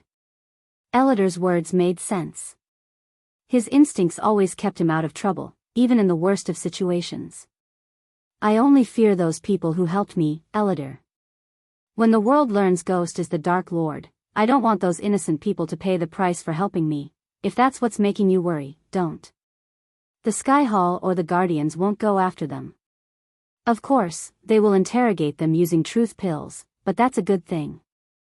They didn't know Ghost was the Dark Lord. So they will pass the truth pill test. I know them better than anyone, my lord. They are the good guys, right? How could they punish people who didn't know anything? Besides, Andreas and Wulfric won't let innocent people suffer because of you. Elidar's words somewhat calmed Michael's mind. He heaved a sigh of relief. Finish the array, Elidar. After this war, we may have to face our enemies head-on. Michael rose from his throne, heavily exhaling. A few hours ago, Gaia reached the outskirts of the Kane family castle. She saw several guards patrolling the area despite the heavy snowfall. The snow was up to their knees. Yet the poor soldiers had to walk through the ice in the cold. Gaia landed at the front gates instead of flying past them. She didn't want the defensive arrays to create an alarm. Miss Elia, the two soldiers guarding the metal gate, immediately recognized her. They bowed with eyes full of respect. This chapter upload first at Novel Next. Is Elder Ashton Kane inside? Asked Gaia as the soldiers opened the gate. For more chapters, please visit pan0vl.com. Yes. Please follow me. One soldier gestured at Gaia to follow him. After entering the castle, several elders greeted her. By now, the news of Michael reaching the half-immortal stage had spread across all Elon. Anyone who was friendly with Ghost got a huge boost in respect they received from the others. The Kane family benefited from Michael's breakthrough more than him. Due to their relationship with Ghost, all their rivals, including the Fisher family, backed away from any rival territories. Some families even tried to become allies of the Kane family so they could escape being wiped out by the half-immortal Ghost. The elders of the Kane family immediately led Gaia to their guest room. They politely asked her to wait till they sent Elder Ashton Kane to meet her. Gaia sat on her chair with one leg atop one like a queen. How may I address you now? Gaia turned her head to see Ashton Kane walking into the room. He dismissed the guards behind him with a wave of his hand. It depends, said Gaia. Depends on what? Asked Ashton Kane while taking his seat a couple of meters away from Gaia. Depends on what you know about Adelia Ashton. As soon as Gaia asked this question, the calm smile on Ashton's face froze. Shock and surprise glistened in his hazel eyes. His silence revealed the fact he knew something about her mother. Gaia pressed him further. What do you know about the Queen of Nagaland? Gaia rose from her chair. Unlike a few months ago, Ashton Kane was not the strong one in the room. Gaia had reached fusion stage level 10. Coupled with the first energy coursing through her veins, she could easily slaughter Ashton Kane if she wished to. After all, he was only at fusion stage level 5. As she walked toward him, the temperature in the room fell by several degrees. I know she teleported here. Is it a coincidence you and she share the same name, Ashton? I don't think so. This chapter upload first at Novelbin. Ned Ashton Kane felt the air around him becoming thick. Breathing became harder as she moved closer. Tell me, Elder Kane. I don't want to hurt you, said Gaia. The Kane family elders were their allies. That was the sole reason Gaia was asking instead of torturing Ashton Kane. You can kill me. But you won't get anything about her, Ashton Kane growled. If you care about her, you have to tell me everything you know, Gaia grabbed Ashton by his shoulder and lifted him up. Why? Why do you care? Asked Elder Kane. Instead of an answer, he saw Gaia's pupil transform into a cobra's. Her snake-like eyes turned predatory. Ashton Kane's heart skipped a beat. Not because of the sudden change in her eyes but because he had seen these eyes before. Adelia, Ashton Kane mumbled. Gaia released his shoulder in shock. You are her daughter, Gaia. Ashton Kane realized the truth. Although her face was nothing like he had seen in the portraits, those eyes were undoubtedly Adelia's. Ashton's eyes welled up as he was searching for Gaia for years. Yes, Gaia took a deep breath before removing the mask from her face. She revealed her real face. I am Gaia Ashton. The Princess of Nagaland. Ashton Kane stumbled back in utter shock. He couldn't believe what he was searching for was in front of him all this time. Seeing the tears rolling out of his eyes surprised Gaia. It symbolized the strong connection he shared with her mother. Gaia wondered who he was to Adelia. My mother is in trouble. You have to help me find her, Payan Dan 0 Vel. C0M, I know. Follow me. Ashton Kane wiped off the tears from his face and gestured at Gaia to follow him. She nodded as she followed him behind to another room. He flicked his wrist, forming a translucent shield around them so no one could eavesdrop. I can't believe it's you. Ashton Kane closed the curtains, talking to Gaia. The last time I saw you, you were so little. The room grew darker, but Ashton quickly lit up the candles. Gaia noticed a great concern in his eyes. Who else knows about your identity? Ghost? He knows, Gaia nodded. Do you trust him? With my life. Now it's your turn to answer my questions. What do you know about my mother? Do you know where I can find her? I don't know where she is. But I can tell you how to find her. The novel will be updated first on this website. Come back and continue reading tomorrow, everyone.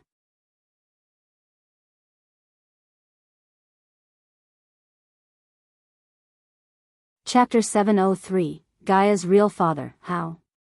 Gaia almost immediately asked Ashton Kane. Before I answer that, I need to know how you regained your ability to cultivate again. When I went to Nagaland, they said Zanali broke your meridians. Ghost cured me, answered Gaia. So he knows the real you? Gaia nodded. Don't only be a couple. Be best friends. That's what makes your life worth living, said Ashton. Gaia noticed a tinge of sadness in his eyes. Is that what you and my mother are? Best friends? Ashton Kane sighed. We grew up together. Can you believe it? Ashton Kane let out a miserable chuckle. Gaia's eyes went wide in shock. Her mother was not only a Naga but also a royal. She wondered how a human like Ashton Kane ended up growing up together with her mother. According to her memories, her mother always talked down on humans to the point Gaia thought she hated them. I was a commoner, and your mother was the princess. But she was not like the other Nagas, you know. She was different. Granted, she was as cruel and ruthless as they come, but to me, she was kind, playful, and my best friend. Ashton began to recall his childhood with Adelia. Gaia listened to him in complete shock. Her mother was not any one of those things. Yet, she couldn't see any signs of Ashton lying either. Every night, she sneaks out from the castle to hang out with me. I still remember the answer she gave me when I asked why she picked me as her friend. She just shrugged and told me it feels right. Ashton smiled, reliving his memories with Adelia. His hazel eyes welled up. There was not a single day he didn't miss her dearly. My mother sneaks out of the castle. Are you kidding me? Ashton shook his head, laughing. She was not always the Adelia you know. She and I used to prank the kids. She turns into her Naga form, a black cobra with golden stripes. Gaia was once again surprised by Ashton. Adelia's Naga form was one of the Nagaland secrets, yet Ashton described it perfectly. This meant he really did see Adelia in her Naga form. If her mother let Ashton see her real form, that meant she really trusted him. We scare the kids and laugh at them running to their mothers. It never got tiring. After we grew up, we pretended to be adventurers and fought the beasts in the nearby forests. But one day, everything changed. Your grandma died trying to reach the half-immortal stage. I heard about that. But why did you say everything changed? Asked Gaia. After your grandma died, your mother changed. It was like a great burden was put on her shoulder. She was never the same again. Gaia immediately recalled what Elidor told her when they first met him in the Oculun realm. Gaia's bloodline served the order. Their real last name was Wraiths. According to Eldery, wherever a Wraith dies, the knowledge and their duty to the Order and the Dark Lord would be passed to the next of kin. It made sense that Adelia felt burned after her mother died. No matter how many times I asked her, she wouldn't tell me. After some time, she used her contacts in Elon and changed my name from Patrick to Ashton. I became Ashton and joined the Kane family. Because of what Adelia gave me, I was able to break through faster than the others. As a result, I became the Elder Kane. Tell me you met my mother after. Not quite. This chapter upload daily at Novel Next. Ashton sighed. This chapter upload first at Novelbin. Net. If you want to read more chapters, please visit Novel Next. To experience faster update speed, she met me, with you in her arms. Gaia creased her brows. What about my father? When Gaia asked this question, Ashton became silent. His eerie silence churned a bad feeling in Gaia's gut. This was 2 months before your mother was married to Castien. Gaia's heart skipped a beat. She couldn't believe what she had just heard. That day, you and your mother were covered in blood. That stubborn bastard didn't tell me what happened. But something bad happened, that was for sure. Your mother hid you, and in 2 months, she married Castien. After 10 months, they announced you were born. Your mother must have put a spell on you to keep you from growing up. Did I born to my mother and Castien? With a heavy heart, Gaia asked the question. Her voice trembled. I fear not. Ashton's answer shattered Gaia's entire world. She felt the world around her spinning. Her whole life, she had believed Castien was her father. But if Castien wasn't her father, then who was? The question wreaked havoc in her mind. Who is my father? Only your mother can give you the answer, Ashton Kane sighed. Tell me, how do I find my mother? Ashton opened his mouth and was about to answer Gaia when someone knocked on the door. My lord, it's important, a gentle voice appeared from the other side of the door. Ashton furrowed his brows. It can wait a little bit longer, Ashton's tone oozed with anger. Please, my lord. You have to hear me out, Ashton banged the chair's hand. Gaia sensed a body refining stage cultivator outside. She just thought it was a maid. However, Gaia wanted to get the answer to her question first. Unfortunately, Ashton Kane was already at the door. The door slowly creaked open. What? Ashton growled. But his growl turned into a gasp. He clenched his throat as he stumbled back. Gaia was stunned. Everything happened so quickly. To her shock, there was no one outside the door. She dashed at Ashton Kane, who collapsed to the ground, holding his throat. Blood spurted out of Ashton's throat. His body twitched. Gaia immediately poured the healing potion down his throat, but the wound that should have been closed didn't. She took Ashton's head on her lap as he touched her face with his blood-soaked hand. Tears rolled out of his eyes. A pained smile appeared on his face. The Dark Lord has to reveal himself. He could barely utter these words through his slashed throat. In public, his real identity, then. Your mother will find you. The light of life slowly faded away from his eyes. Gaia frantically looked around to find the one who was responsible for this. Tell Adelia, I never stopped searching for her. Ashton Kane's hand dropped to the ground as his breathing finally stopped. Gaia's mind went completely blank. She couldn't think straight. But she could hear several footsteps rushing toward her. She had only a few seconds to react. If the elders of the Kane family saw her like this, they would definitely think she killed Elder Ashton Kane. That would turn them against Ghost and her. Whoever killed Ashton wanted that to happen, and Gaia had a few seconds to prevent that. She quickly retrieved a dagger from her space ring and stabbed herself in the chest. Blood sprayed out of her chest, turning her white dress red. She threw the healing potion on the ground as the glass veil shattered into pieces. The blood loss made her vision blurry. Before falling down beside Ashton Kane, she put the dagger into the interlinked space ring to send the bloody dagger to Michael. What happened? Elder Kane. Healers. This chapter upload first at Novelbin. Net call the healers. Oh my god. Several people shouted.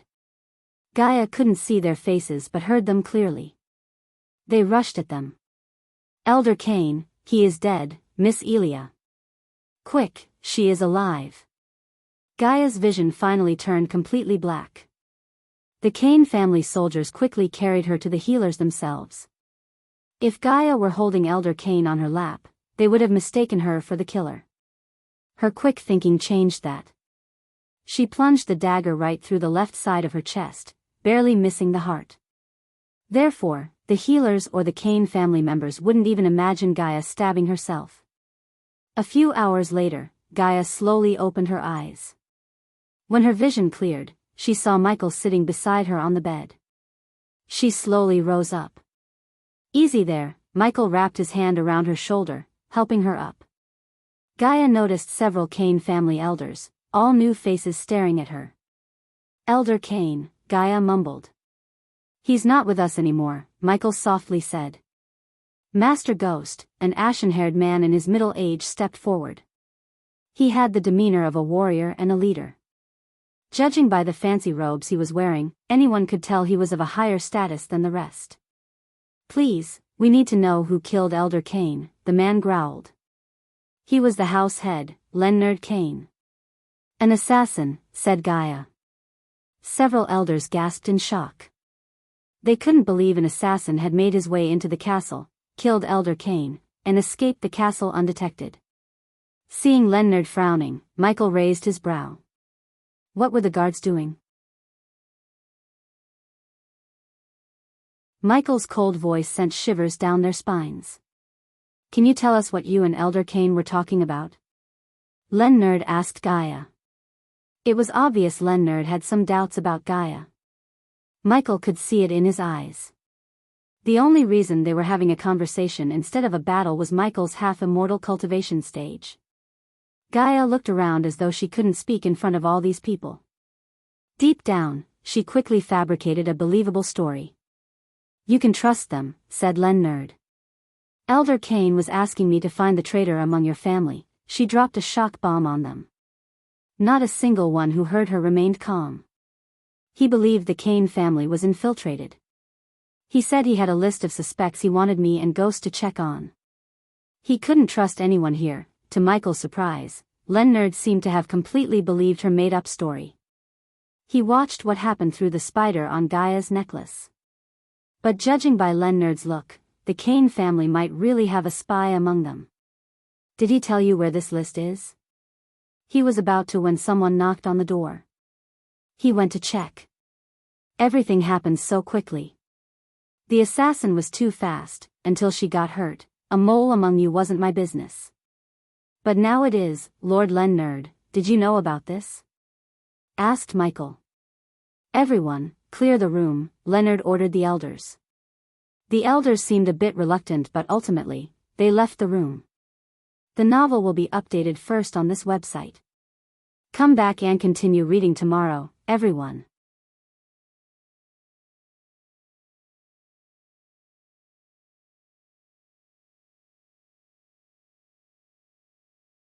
It's not possible to use teleportation within these castle walls. Michael expected this. He doubted whoever killed Ashton could have teleported. It was not like he had a system at his disposal. Among the cluttered footsteps, Michael noticed a distinct set of footsteps. Unlike the others, this footprint had toes. It was clear that they didn't wear any boots or shoes. You see that? Michael asked Leonard. Why would anyone avoid wearing boots in weather like this? Michael followed the footsteps. These footsteps came and went in the same direction. Leonard and Gaia followed Michael behind. While following the footsteps through the hallway, Michael noticed strange behavior. Wherever there was a window, the footsteps moved away from it as though the person was afraid of windows. Everything started to make more sense to both Michael and Gaia. They followed these footsteps to the hall where many elders and soldiers gathered. What's happening? What is that light? Look at the footsteps, the people gathered around the hall mumbled. When they saw Leonard, they became silent. Thanks to Michael's acute vision, the footprints on the hall didn't confuse him. He was able to follow his target without a hitch. He continued to follow the footsteps out of the hall into another hallway. Where was he going? Asked Gaia. Leonard slightly shivered. Surprisingly, there were no other footprints in this hallway dimly lit by chandeliers. They followed the footsteps until they came in front of a fireplace. The footsteps, however, went into the fireplace, which meant there was a secret passageway behind this fireplace. Michael turned around. Lord Leonard, Michael looked at Leonard. Judging by the dark lines on his forehead, it was obvious not many people knew about this passageway. In other words, whoever killed Ashton knew more about the castle than most of the Kane family members. Not many knew about this, did they? Asked Michael. It took a few moments for Leonard to snap out of his deep thoughts and nod. The cat's out of the bag, Lord Leonard. Where does it end? Said Michael. This passageway will lead you to a small fishing island nearby, said Leonard. I made your job simple, Lord Leonard. Here's how we find the killer. It's highly unlikely he suddenly appeared in the castle and knew about every secret entrance and passageway. On the contrary, he must have spent years here, said Michael as Leonard pushed a brick into the wall. The wall slowly creaked, revealing an opening big enough for a grown man to squeeze through. Gaia entered the passageway first, followed by Michael and Leonard. They continued to follow the footsteps. For more chapters, please visit. The first way to find the killer is if he chooses to return to the castle. I will give you a rune to match a footprint with the one here. When you place this rune on a person, if their footprint matches the one here, it will let out a jade light. Otherwise red. Simple enough? Michael said while following the footsteps. The passageway was dark. Except for the violet light, there was no light source, not even torches. Leonard nodded as Michael continued. There is a good chance he lived among you. So make a list of everyone who knew about this passage. If the killer chooses not to return, summon everyone on the list. Whoever is missing will be your suspect. What if he wasn't an elder but somehow knew about the passageway? Asked Leonard. I'd hope it didn't come to that, Michael sighed. Why? Asked Leonard. Connect the dots, Lord Leonard. Elder Kane was a fusion stage cultivator, but the killer ended his life in a few seconds. He escaped before she could even see his face. We saw the footsteps avoiding the windows. Why? Leonard did not know the answer. The killer was avoiding the sunlight, and who avoids sunlight? Vampires. Leonard halted his steps. His entire body trembled. Shock and disbelief emerged in his eyes. No, it can't. Are you saying a vampire killed him? No offense, Master Ghost, but this is far-fetched, is it? The Guardian Guild's been hiding the fact that vampires are among us forever. If Elder Kane had found out, they would have killed him to keep their existence among you dark. And don't let these footsteps fool you, Lord Leonard. You might see normal footsteps and think they walked or ran, but in reality, you can't even see when they move. Those bastards are fast, really fast, said Michael. He resumed following the footsteps. He gave Leonard some time to think about everything. Unlike Michael, Leonard and ordinary people were terrified of the vampires. The vampires were nearly impossible to kill without godly skills or a primordial flame. Michael doubted anyone in the Kane family had either. A single vampire could decimate the entire Kane family. Leonard was right to panic and sweat. Let's say you're right. What should we do next? Asked Leonard after long minutes of deep thinking. Nothing, and pretend like you know nothing about them. You will be the next to go if they suspect you know something. So pick a scapegoat and kill him in front of all the family members. Tell him he was the traitor. I'd recommend you go with a corrupted son of a bitch with various criminal activities, you know, for the clear conscience's sake. But what about the killer? I want that dog killed and hanged for killing Elder Kane, trust me. He will be, Michael growled. Although the killer did not lay a finger on Gaia, he killed Elder Kane, a friend of Gaia's mother. Moreover, the man had answers, and now, they had no way to get them. The more they learn about Adelia, the closer they get to these vampires. Michael wondered what the connection was between Adelia and the vampires. Gaia remained silent all the way. She was in deep thought. After learning the truth about her father, she was speechless. Eventually, they came to the end of the tunnel. As Lord Leonard said, they stepped onto a small fishing island. Unfortunately, the footsteps disappeared. Because it was winter and night, there was no one outside. All Michael could see were fishing nets, poles, empty baskets, and a frozen lake. Lord Leonard, Michael turned his gaze toward Leonard. I said everything I wanted. But at the end of the day, it's your decision. Make a wise one. I will honor Elder Kane when I finish everything I must. Michael patted Leonard on the shoulder before ascending to the air with Gaia. In a blink of an eye, Leonard saw Michael and Gaia disappear, leaving a trail of golden lightning. Michael, I know everything. Michael stopped flying above the clouds. He gently cupped Gaia's face. Finding your mother will answer every question you have, said Michael. But Ashton, he said the way is for the Dark Lord to reveal his identity, Gaia stuttered. She couldn't ask him to reveal his identity to the outside world. It'd put a target on his back and end his life. Gaia simply couldn't do it. Michael just smiled. It's okay. Didn't I promise I would help you find your mother?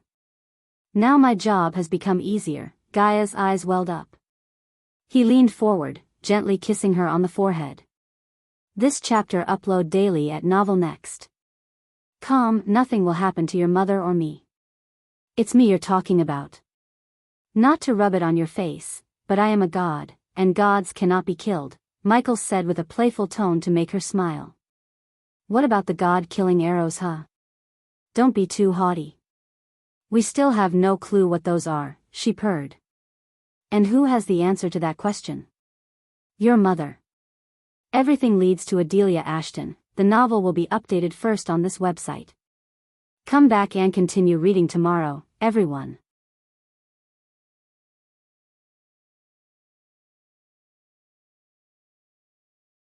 Chapter 705, Attack on the Golden Port. After leaving Kane Castle, Michael came directly to the southern continent.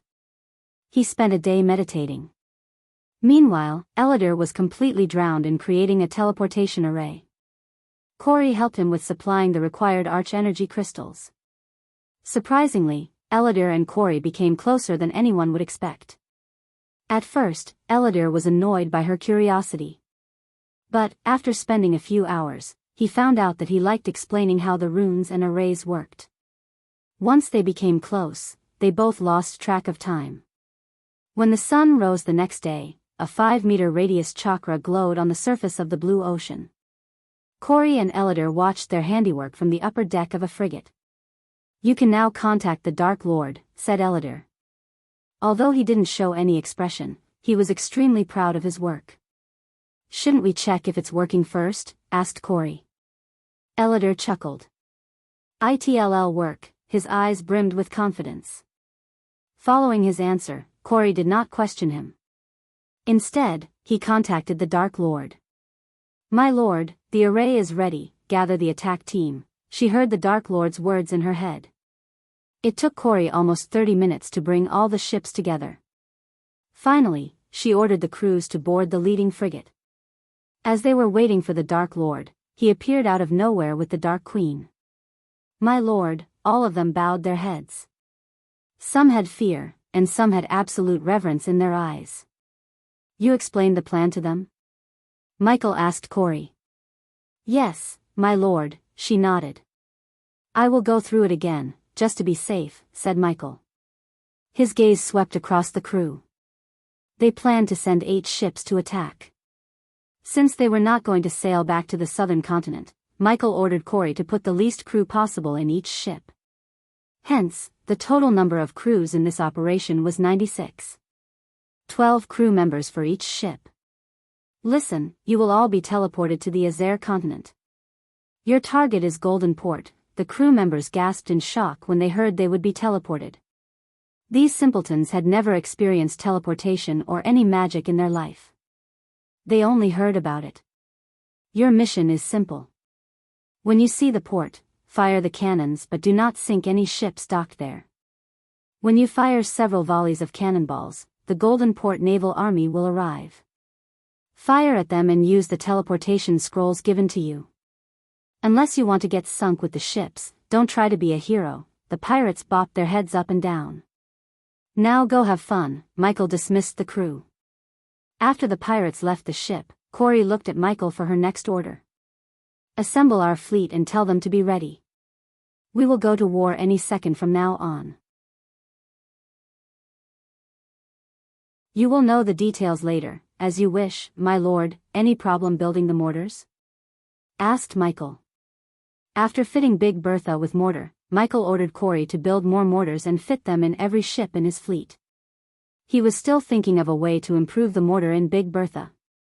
He wanted it to be the best of the best. After the Thusian War, Michael decided to spend his time improving Big Bertha in every way possible. Only one thing stood between him and upgrading the ships to their full potential and beyond: the blacksmith trait. Just a few hiccups in procuring the materials. Other than that, everything is going smoothly, my lord. Coordinate with the twins and let them get the materials. Already talked to them, my lord. Michael was pleased by her answer. Corey was taking the initiative as he told his subordinates to. Once he finished his war, he could finally focus on making them stronger. The cosmic stream would help him achieve his goal. Good, Michael patted her on the shoulder. Excitement coursed through her veins. After dismissing Corey, Michael, Elidor, and Gaia leaned on the rails, taking a look at the glowing array on the ocean.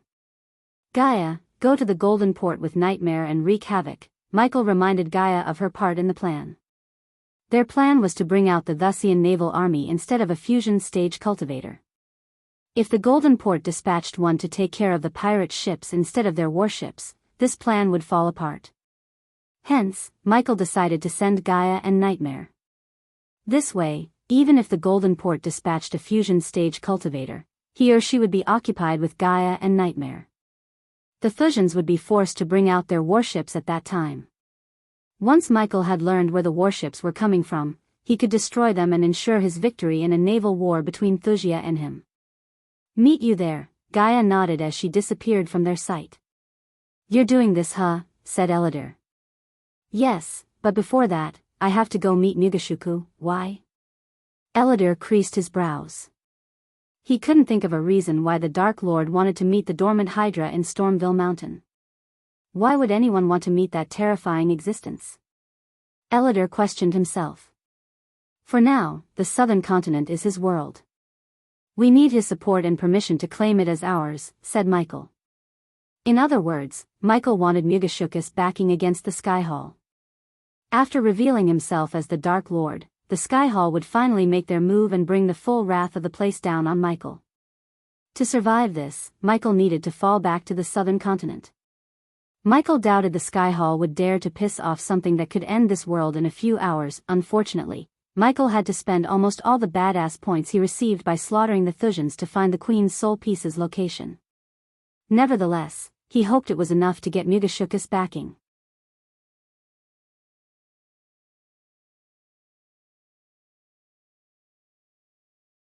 The pirates stopped firing the cannons for a moment in utter shock. They were startled by the appearance of a dragon. Tell them it's friendly. Michael contacted Corey and conveyed the message to the pirates. Even from a distance, he could see the pirates scared shitless. They shivered uncontrollably. Nightmare's terrifying roar echoed through the air. The people screamed as loud as they could before running deeper into the city away from the port. "Where are you hiding your ships, Maxim?" Michael mumbled. His gaze swept across the golden port. To this moment, he hadn't seen a single warship of Thusia. Instead, he heard another mighty roar. Michael's gaze immediately turned in the roar's direction. To his shock, he saw another large shadow in the clouds above Nightmare. It was a dragon, only thrice the size of Nightmare. Michael immediately sensed a threat. The dragon above Nightmare was a fusion stage beast. He was about to fly toward Nightmare when a giant mouth filled with razor-sharp teeth came down through the clouds to bite off Nightmare's head. But a powerful blast of wind pushed the dragon away from Nightmare. Instead, Michael saw Gaia standing atop Nightmare. The hostile dragon roared as the battle between Gaia and a royal dragon finally began in the skies of the Golden Port.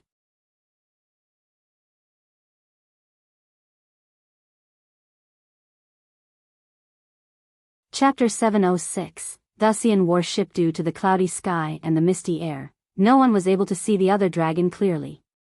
Except for Michael, they could barely see a silhouette of a dragon. But it changed when the dragon dived down through the clouds to attack Nightmare and Gaia. Michael noticed two bright amber eyes sit elegantly within the dragon's scaled, long skull, which gave it a fierce-looking appearance. Several enormous central horns sat atop its head, just above its narrow, angular ears.